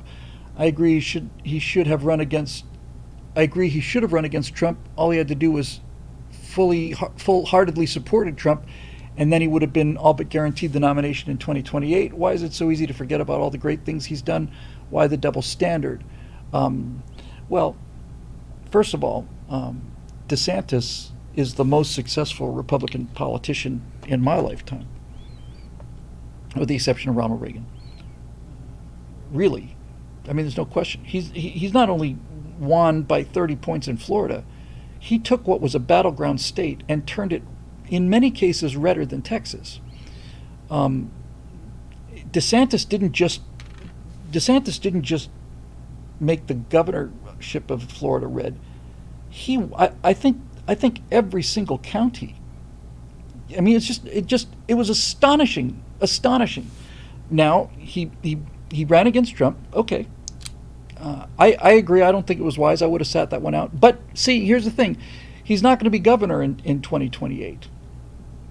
Presumably he'll try to run for the Senate or something, and I'm sure he'll be elected because what he's done in Florida has been miraculous. But I agree. And he should have been, DeSantis should have been one of the featured speaker at the RNC. And that didn't happen. But it's not like he was voted out of office. He's just basically waiting in the wings and getting out of the way. That's what I would probably say. As far as Tulsi Gabbard goes, it's not just that she left the Democratic Party and disagrees with people. She's been in the U.S. Army Reserve for 20 years or something. It's not that Tulsi Gabbard is a rock rib conservative. It's just that compared to Democrats, she is a rock rib conservative. We're always more impressed when somebody from the other side flips, because it's one of the oldest rhetorical tricks in the book. I talked about this before, but I could make a ton of money. A ton of money, if I were to suddenly become a liberal commentator, because I would be able to say, look, I was one of the forefront thinkers of the conservative movement, and I defended this, in my life, and blah blah blah blah blah, and I completely understood it, and people listened to me and followed me because of my my conservative leanings. But I suddenly realized the cruelty inherent in conservatism and the fact that they don't give a damn about you, and I could just go out there and be an enormously successful guy because I'd be the conservative that became a liberal, and that would give me credibility, false credibility. This is kind of the thing. So we do the same thing when there's a prominent black person comes out in favor of conservatism, or a gay person, or women, or Hispanics, or whatever, we take it as a victory because we've been so demonized, and entire country's been told that we are anathema to these, ethnic and racial and gender groups, that when we hear somebody, see, it is I can't come out and say, I can say it, it just doesn't have any credibility. I can't say that conservatism is good to women, and I can't say that it's good to homosexuals, and I can't say it's good to black, because I'm none of those things. People would say, well, you don't experience it because you're none of those things. That's an argument. But when a homosexual comes out and says, no, there's no homophobia in the Republican Party, on the contrary.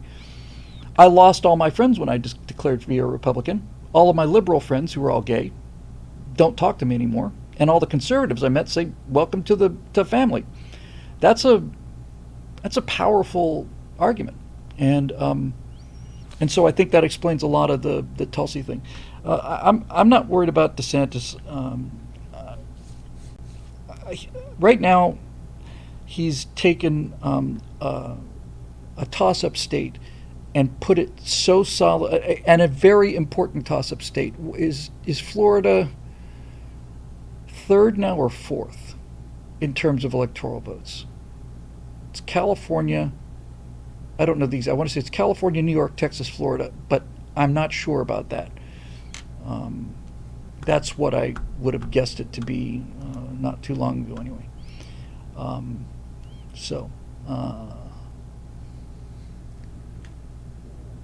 Let's see here.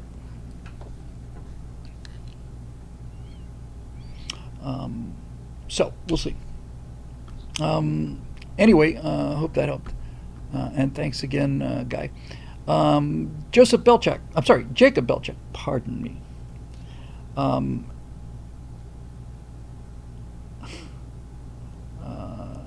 Darth Chuck the Merciless says, if W speaks at the DNC, he'll be dead to me. Well, if that happens, I would. Then all the proof you possibly could need about a deep state is right there. I'll believe it when I see it. Anyway, I have a very reliable source that said that during the 2016 campaign, they were contacted by Jeb Bush's campaign and openly said that Hillary would make a much better president than Donald Trump. This is what at the time, prior to the thing really getting going, that was what the presumed Republican frontrunner campaign staff said, that we'd much rather see Hillary than Trump.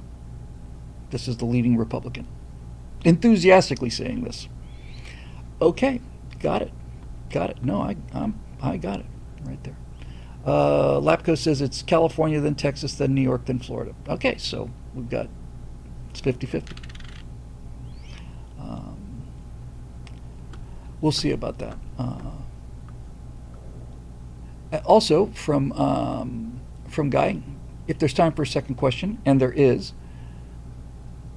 when you converted from a Democrat, was it a gradual transition, or did you wake up one day and see the light? I kind of woke up one day and saw the light. When I considered myself a Democrat, I wasn't into politics. I was into movie making. I was not a political animal. I'm not going to say it was the default position for me. My dad was a Republican, but my dad never talked politics. I just didn't know. All the people I was surrounded with is social proof. It's just the power of social proof. Everybody I was surrounded with were liberal Democrats, and I just said, okay, because I agreed with them, not because I agreed with them. I agreed with them because I never heard the other side of the story. It was a fairly sudden thing. I mean, I remember. I think the first thing I can remember where I actually thought, now wait a minute, was a George Will editorial in Newsweek when the movie Glory came out, and he was talking about how black leaders were talking with, I don't know who it was, whether it was Reagan or whatever, And they said something like, "You've got to give us a victory on this." And George Will said, "Giving you a victory is not a victory." And he started talking about glory, and he started saying the only antidote for prejudice is excellence. And I thought, yeah, that makes sense. I saw the movie. I loved it. I thought it was a great movie. I still think it's a great movie. He said the only antidote for prejudice is excellence. He said, if you come in here and say, "You've got to let us win," you're reinforcing the stereotypes that you're supposed to be fighting. And I thought, man, that's actually pretty cool. And then that led me to P.G. O'Rourke, and by the time I'd read the first P.G. O'Rourke book, I was done. I read that, and then I read pretty much everything else he did. It's all P.G. O'Rourke. P.G. O'Rourke got to me because he was cool. He was funny. And P.G. O'Rourke had made the same journey I had, except he went from much farther to. I mean, he was a bomb-throwing communist, and PJ just made conservatism cool.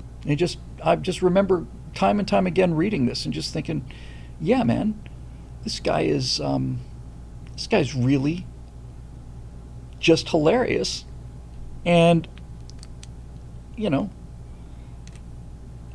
and he's saying things like, look, all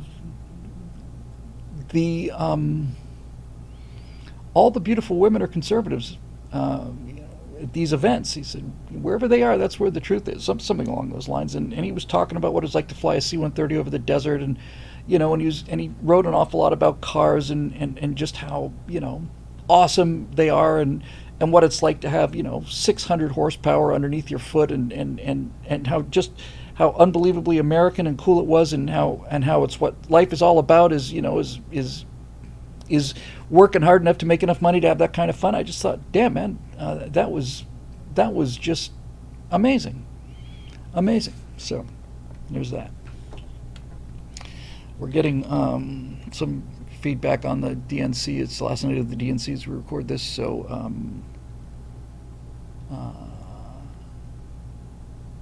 so anyway, we'll wrap this up and get through these questions. We got 2 to go. Yeah, 2 to go. Jacob Belcheck. Hail, Bill. Hail, Jacob. Recent psychiatric literature suggests that half of the white females with liberal politics have some form of mental illness. I did not read this question when we talked about this earlier. Does leftism attract insanity, or does it drive people insane? Well, it's a feedback loop. One of the things that makes actors so liberal, and why I was surrounded by so many liberals when I was in theater major, is because, first of all, actors are extremely self-centered, and secondly, it's about make-believe. Acting is wish fulfillment. It hasn't been 100 years really since they let actors into town. The movies are what made actors popular and made them into cultural figures. It's 100 years probably, and so they're just not serious people, and they live in a fantasy land. I'm one of them. I'm not knocking them for the sake of knocking them. People ask, what do you do? I say I'm a commentator. I'm a screenwriter. Really, it's what I do. It's what I identify. I identify as a successful screenwriter, and you can't tell me I'm not one, because that would be hate speech. So they're not serious people, and as Evan Sayed said in his brilliant segment, I got to ask him for permission to post this because I recorded him. We were in Hawaii, a small group of us, just like 4 or 5 of us, and we came back to the house, and I said, Evan, do your bit about the difference between liberals and conservatives, and I just recorded him on the iPhone, and he just runs this brilliant comedy routine where he basically says that that liberals are people who don't do anything. They tend to be reporters, and reporters don't do anything. Reporters go and report on the people that do things in order to tell other people that do things what the people that did things do. That kind of a thing. Actors don't do anything. Actors play people who do things, and they perform so that people who do things have something to watch when they're not doing things. And it just goes on and on and on. And then one line I mentioned before a couple weeks ago or a couple of shows ago, he said acting is such a ridiculously silly job that a child can do it. He said there are child actors, and some of them are great. Some of them are just great. He said name another occupation, any occupation, where a child can function at the top level of the profession. There are no child engineers, there are no child airline pilots, there are no child brain surgeons, but there are child actors. He said it's a joke. He says he's a stand-up comedian. He says I'm in the same boat. It's a great thing about Evan Sayet and myself as well. We understand that when we're mocking these people, we're mocking ourselves. But Evan Sayet said, "Look, I'm a stand-up comedian. I've got the only profession in the world where I say I'm going to work now. I'll be right back." So, yeah, it's so it's not that it is a feedback loop. People are drawn to liberal politics because they're idealists and they don't want to look at what's real. They feel. That's basically it. That's fundamentally it. They feel and they don't think, and their response is conservatives think and they don't feel. It's probably as generalizations go, it's more or less probably fair. They say we don't feel because we believe in tough love. They can't do anything tough. They think that because we don't believe in endless handouts, we think endless handouts means endless dependency. We'd like to stop endless dependency so people can stand on their own 2 feet, but all they hear is you want to cut money to the poor, you don't care about anybody. It's like, no, we care more than you do. You're the ones who's run the cities that have 8,000 people murdering each other every year, not us. It's not our compassion that's destroyed American cities, it's Democrats. So,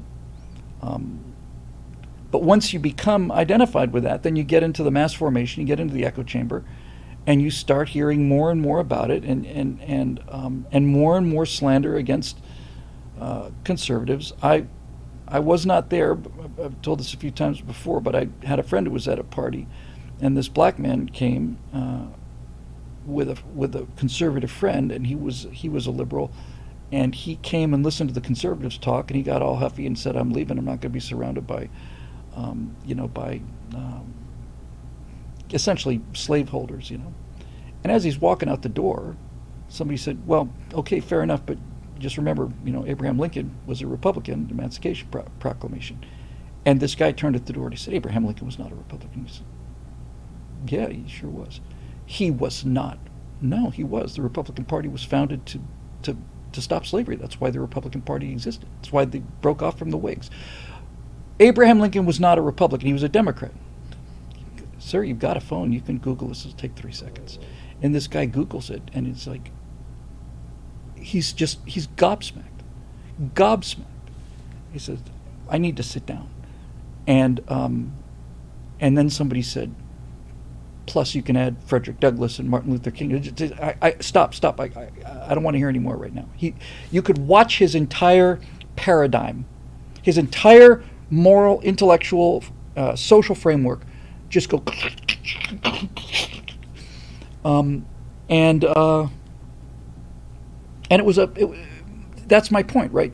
So does it drive people insane? It's all he's ever heard. And so yes, it drives them insane.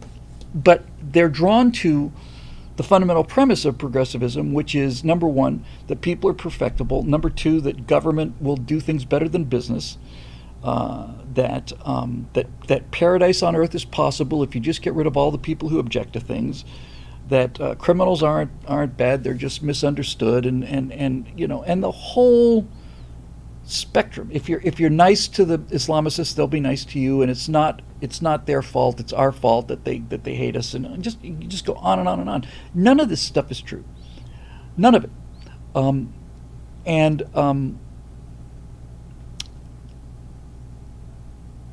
And so you just have to ignore the truth And that means in order to do that, you need to be surrounded by other people that are telling you, no, the emperor's clothes are absolutely gorgeous. No, I see them and you see them too. They're just absolutely fantastic. So I think that probably explains that kind of feedback loop. Hey, there's a first-time chat from that guy on chat. Hi. Hi there, that guy on chat. It's always nice to see first-time chats. And our final question tonight is from the one and only Eric Blake. Eric M. Blake, I should say. Eric M. Blake to disambiguity with the other Eric Blakes out there. Hail Elon, Citizen Whittle. By Elon's golden starship, may we boldly go where no man has gone before. And then he makes a Vulcan sign emoji, which I'm not going to repeat here because dorkdom has its limits. So, Bill, word on the street and throughout the media at large is that RFK Jr.'s big announcement tomorrow, apparently neat where Trump's going to be, is that he's going to drop out and endorse Trump. Bobby's VP pick has all but said she would in due part to Democrat shenanigans in New York, rendering it impossible for him to even have a snowball's chance, which is what I talked at the beginning of the show. Now, in the light of the news, there's been a lot of talk about whether Trump should or should not appoint Bobby to a position in the administration. If so, where? It's a bridge you cross when you get there, I think. A lot of folks want to see him as CIA chief because he's pretty much in lockstep with the JFK theorists, bless his heart. Others say AG as a nod to Bobby Sr. I wouldn't go with either of those. Now, I would say the rational approach would be to look at RFK's passion issues and work with it. He's big on the vaccine issues and on various problems related to the ingredients of our food supply. So imagine, if you will, the merging of the Department of Agriculture, so the Department of Health and Human Services, and the appointment of JFK Jr. to head not only it, to head them both. Not only does it give him a big reward, it also helps conservatives finally start streamlining government, which of course is what Elon and Vivek have been pushing for. There's certainly a lot of redundancy between the FDA and HHS. Like they say, two birds with one stone, and it's not like Trump and his crew have much on the agenda regarding those particular issues, so it kind of fits like a glove, wouldn't you say? My experience with RFK Jr. is limited, but I like him best when he's talking about the vaccine. I like him best when he's really on fire about how badly handled that was and what a catastrophe and what a danger and all the rest of it. So, you could probably do worse than putting him in charge of the CDC. I mean, Dr. Fauci was the progenitor of this.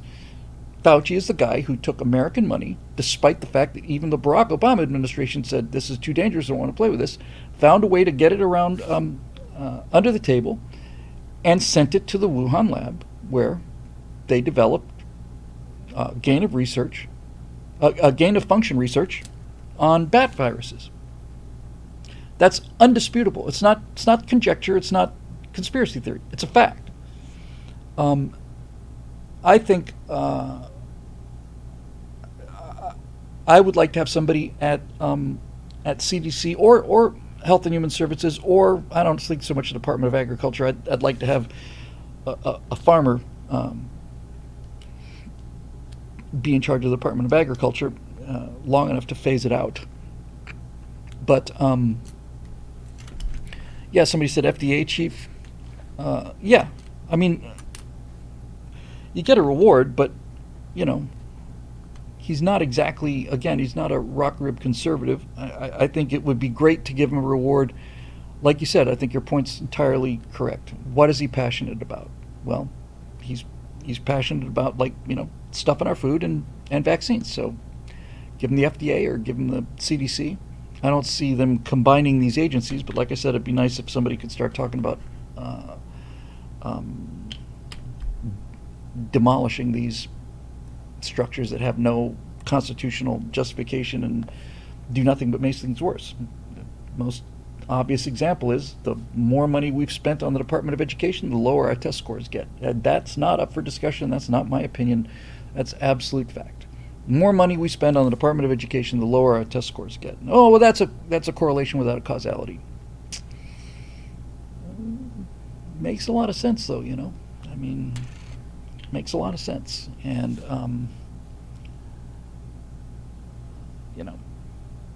it's just, ultimately, it's a question of I think for any of these federal appointees, it really comes down to a very simple question. Honestly, for all of them, does the government serve the people, or do the people serve the government? That's all I want to know from any of them, from the FAA director, FBI director, all of them. That's the question I would ask them. Now, of course, it's easy to fake the answer, but if there was a truth serum or something, I would just basically say, do you think that the government serves the people, or the people serve the government? Which one do you think? And if he says the government serves the people, then okay, then you can learn on the job. But clearly, with the FBI, the CIA, CDC,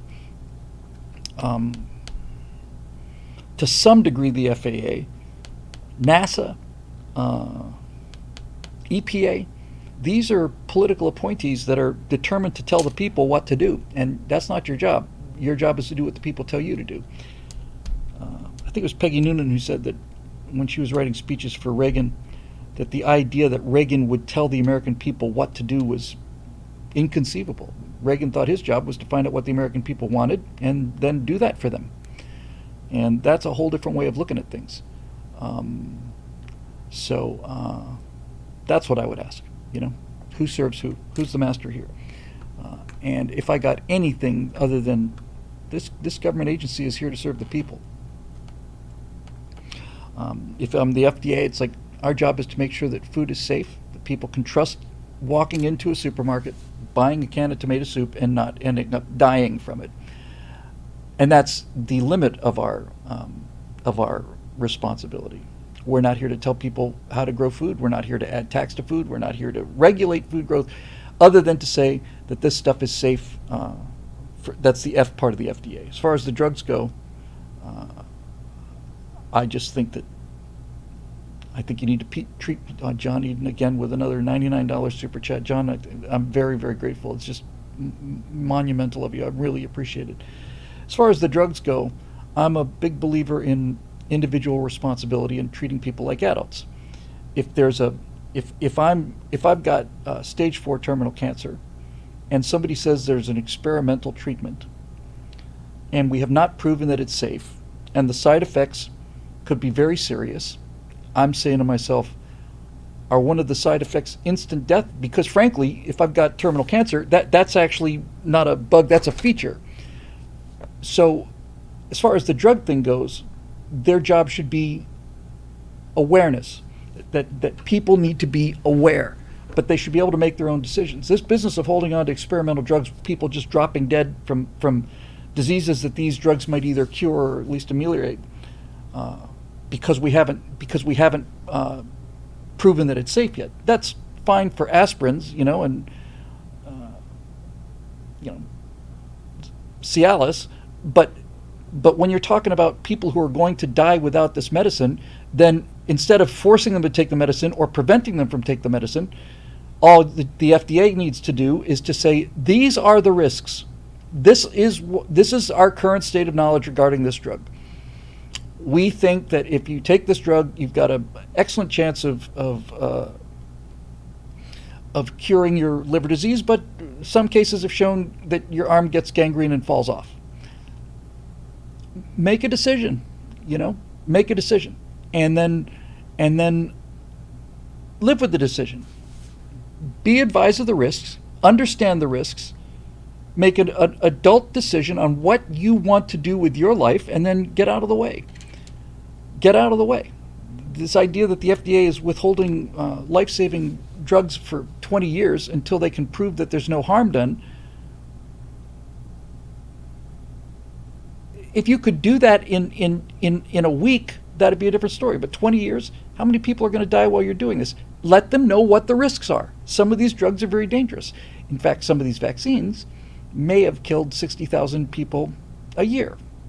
I'm not going to mention which one, but it's one that would come to mind early. We have 60,000 excess mortality 4 years after the pandemic. That's 60,000 deaths more than we usually get in a year that we can't explain. Well, some of us can't explain. Leslie there for a super chat says Kamala's betting odds spikes make perfect sense to me, if you view it like stock market, shiny new stock hyped up, suckers buy in, and then the dump. That seems to be exactly what's happening. Lazel, in fact, I'm just curious to know if those numbers have changed since we started the show. I wouldn't expect that there would be a significant change, but when we started the show a mere 2 hours and 14 minutes ago, it was Harris at 49.6, Trump at 48.6. So it's updated, and she's gone up somewhat. She's now a full point ahead in the last 2 hours. Okay, well, there's a convention going on. She's got a 1 point lead. That's going to go. That's just going to go. So, so when I worry about politics and I think about all these things and all the rest of the stuff, hang on a second. Here's one from David Drager, just caught my eye. Billy, that gets my attention. I was in healthcare for 40 years. Most people cannot make that decision. That's why the government had to force physicians to make the decision for them. That's a great point, David, but it seems to me that there's more danger in determining that somebody's not able to make the decision than there is in them making a bad decision. I understand that not everybody can weigh those odds. I really do get that, but I think on some level, I just don't know if somebody's able to make that decision for them. I guess what I'm saying is, rather than making the decision, I think I'd rather see doctors giving very strong advice like this. We think this is a very bad idea. We think that the risks here are much, much greater than the rewards. I don't know. I mean, you're right about the real world. What I basically said is a theoretical ideal, and the real world is much messier than that. So you're right about that. Victoria says the Right to Try Act was signed by President Trump in May of 2018. I think, look, not only do I know that people don't have the ability often to make that decision, I think that virtually every person, and including myself, would be influenced by what the doctor advises. In other words, if I go in and he says, you've got this, and here's this treatment, and he says, I recommend that you do this, or I recommend that you don't, that's going to be by far the single greatest influencer on my decision. But the doctor should be free to say that, and so the blockage is not with the doctors. The doctors aren't being given the choice to tell their patients whether or not they should try this experimental drug. That's where the bottleneck is. If it turns out that, because I agree with you about the difference between lay people's knowledge and professional expert in especially in something as complicated as medicine, but we're at the point where a doctor doesn't even have a chance to say, no, don't try this, we think it's too risky, because the FDA has decided that, no, the bureaucrats will get to this at some point in the next decade. So that's how I see that. Another super chat from Lapco92. I've worked in a hospital lab for over 20 years. There's nothing worse than patients. That's not my name. I need my insulin. That's not my blood type. Bunch of whiny babies. Geez. Yeah. No, it's not my right leg that you should have amputated. It's my left. That's where the gangrene is. Whiners and complainers. There's nothing but trouble. In the time we've been talking, Trump has gained 0.1%. He's gained more than that now. Harris is at 49.5, Trump's at 48.7. So as she's talking, her numbers are going down. 49.5, 48.7. That's held for 10 seconds now. Anyway, hey, that's the last of the questions. And I think that's probably going to be the last of the show. We're 2.5 hours. It's not a 3-hour tour. It's a 2-hour and 19-hour tour. Which, if you booked your passage on the SS Minnow, is, not getting your money's worth. But then again, if they'd come back after 2 hours and 15 minutes instead of the full 3-hour tour, chances are good that they would have missed the weather getting rough, and the tiny ship wouldn't have been tossed, and they'd be back in their mansions, in their classrooms, in their kitchens, in their movie studios, and all the rest of it. Murshdark, please be sure to watch the Circle and Godzilla. I saw the trailer for Godzilla. It looks great.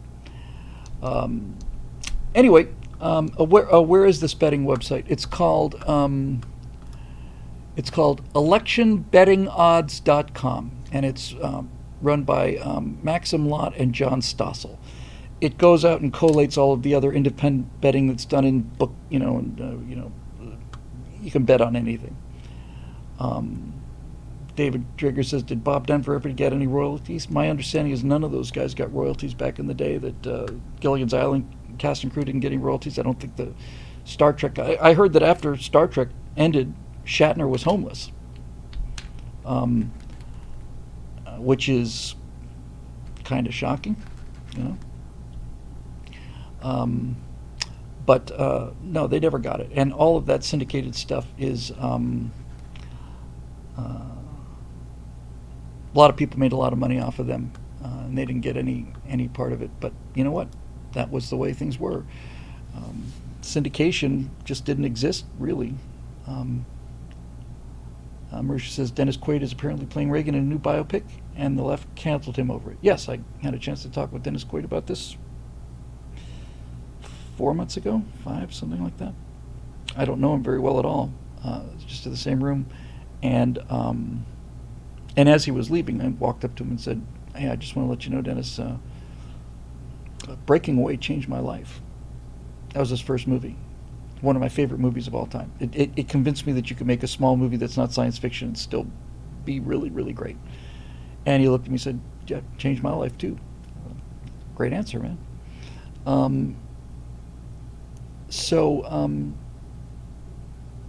Dan Sterling says, how do you like Kamala's hilarious slogan, we will not go back to low prices or low unemployment, low inflation? Yeah, we will not go back to being oil exporters. We will not go back to being the most powerful military in the world. We will not go back to any of these things. We will not go back. It's a very, very progressive statement. They are tripling down, quadrupling down on woke, and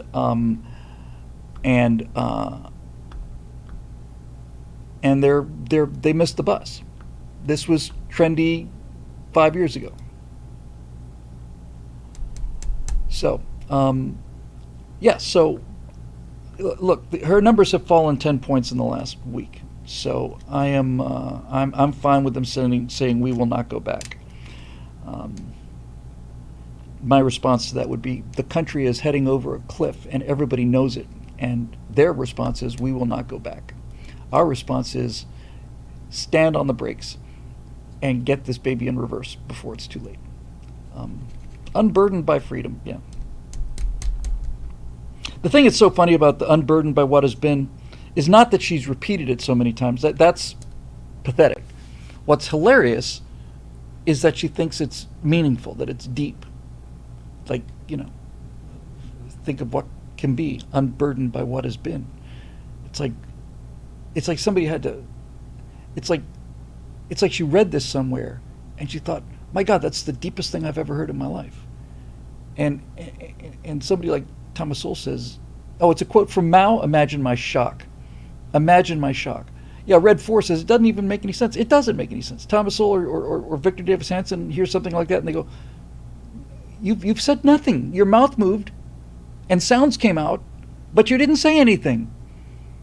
Imagine the future that can be unburdened by what has been, or whatever the hell that bloody sentence is. Yeah, J Buggy 21 nails it. Sounds like a marijuana philosopher. It's exactly it. It's perfect, absolutely perfect. That's what you say when you're high as a kite, and you're convinced that the entire universe is maybe just an atom in a thumbnail of some giant who's also part of another. That kind of college sophomore philosophy.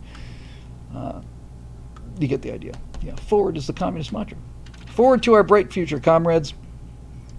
Marching together to a new dawn where the new American man and woman will remake themselves into a society that is equitable for all, and the people that pull the hardest will have to pull for other people, and nobody will give up, and nobody will say it's a sucker's bet, and nobody will work less.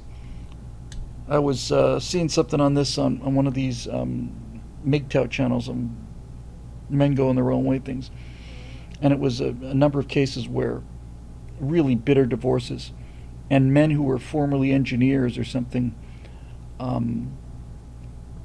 would get jobs at like 7-Eleven just so they could get their alimony payments down to like $120 or something like that. Just because they were so outraged at and so offended by the thing that they just plain said, no, not doing it. If you get paid the same amount to be a 7-Eleven employee as you do to be a brain surgeon, then there won't be any brain surgeons. It's pretty simple, really. Anyway, I think that'll probably wrap it up for this edition of the Stratosphere Lounge, which is probably, as you know by now, made possible by the members at BillWhittle.com, who read 4 in the words of Norm Macdonald. I think he's pretty sure he's talking to what's her name, Sarah Silverman. She said something. It sounds like a bunch of commie gobbledygook. Yeah.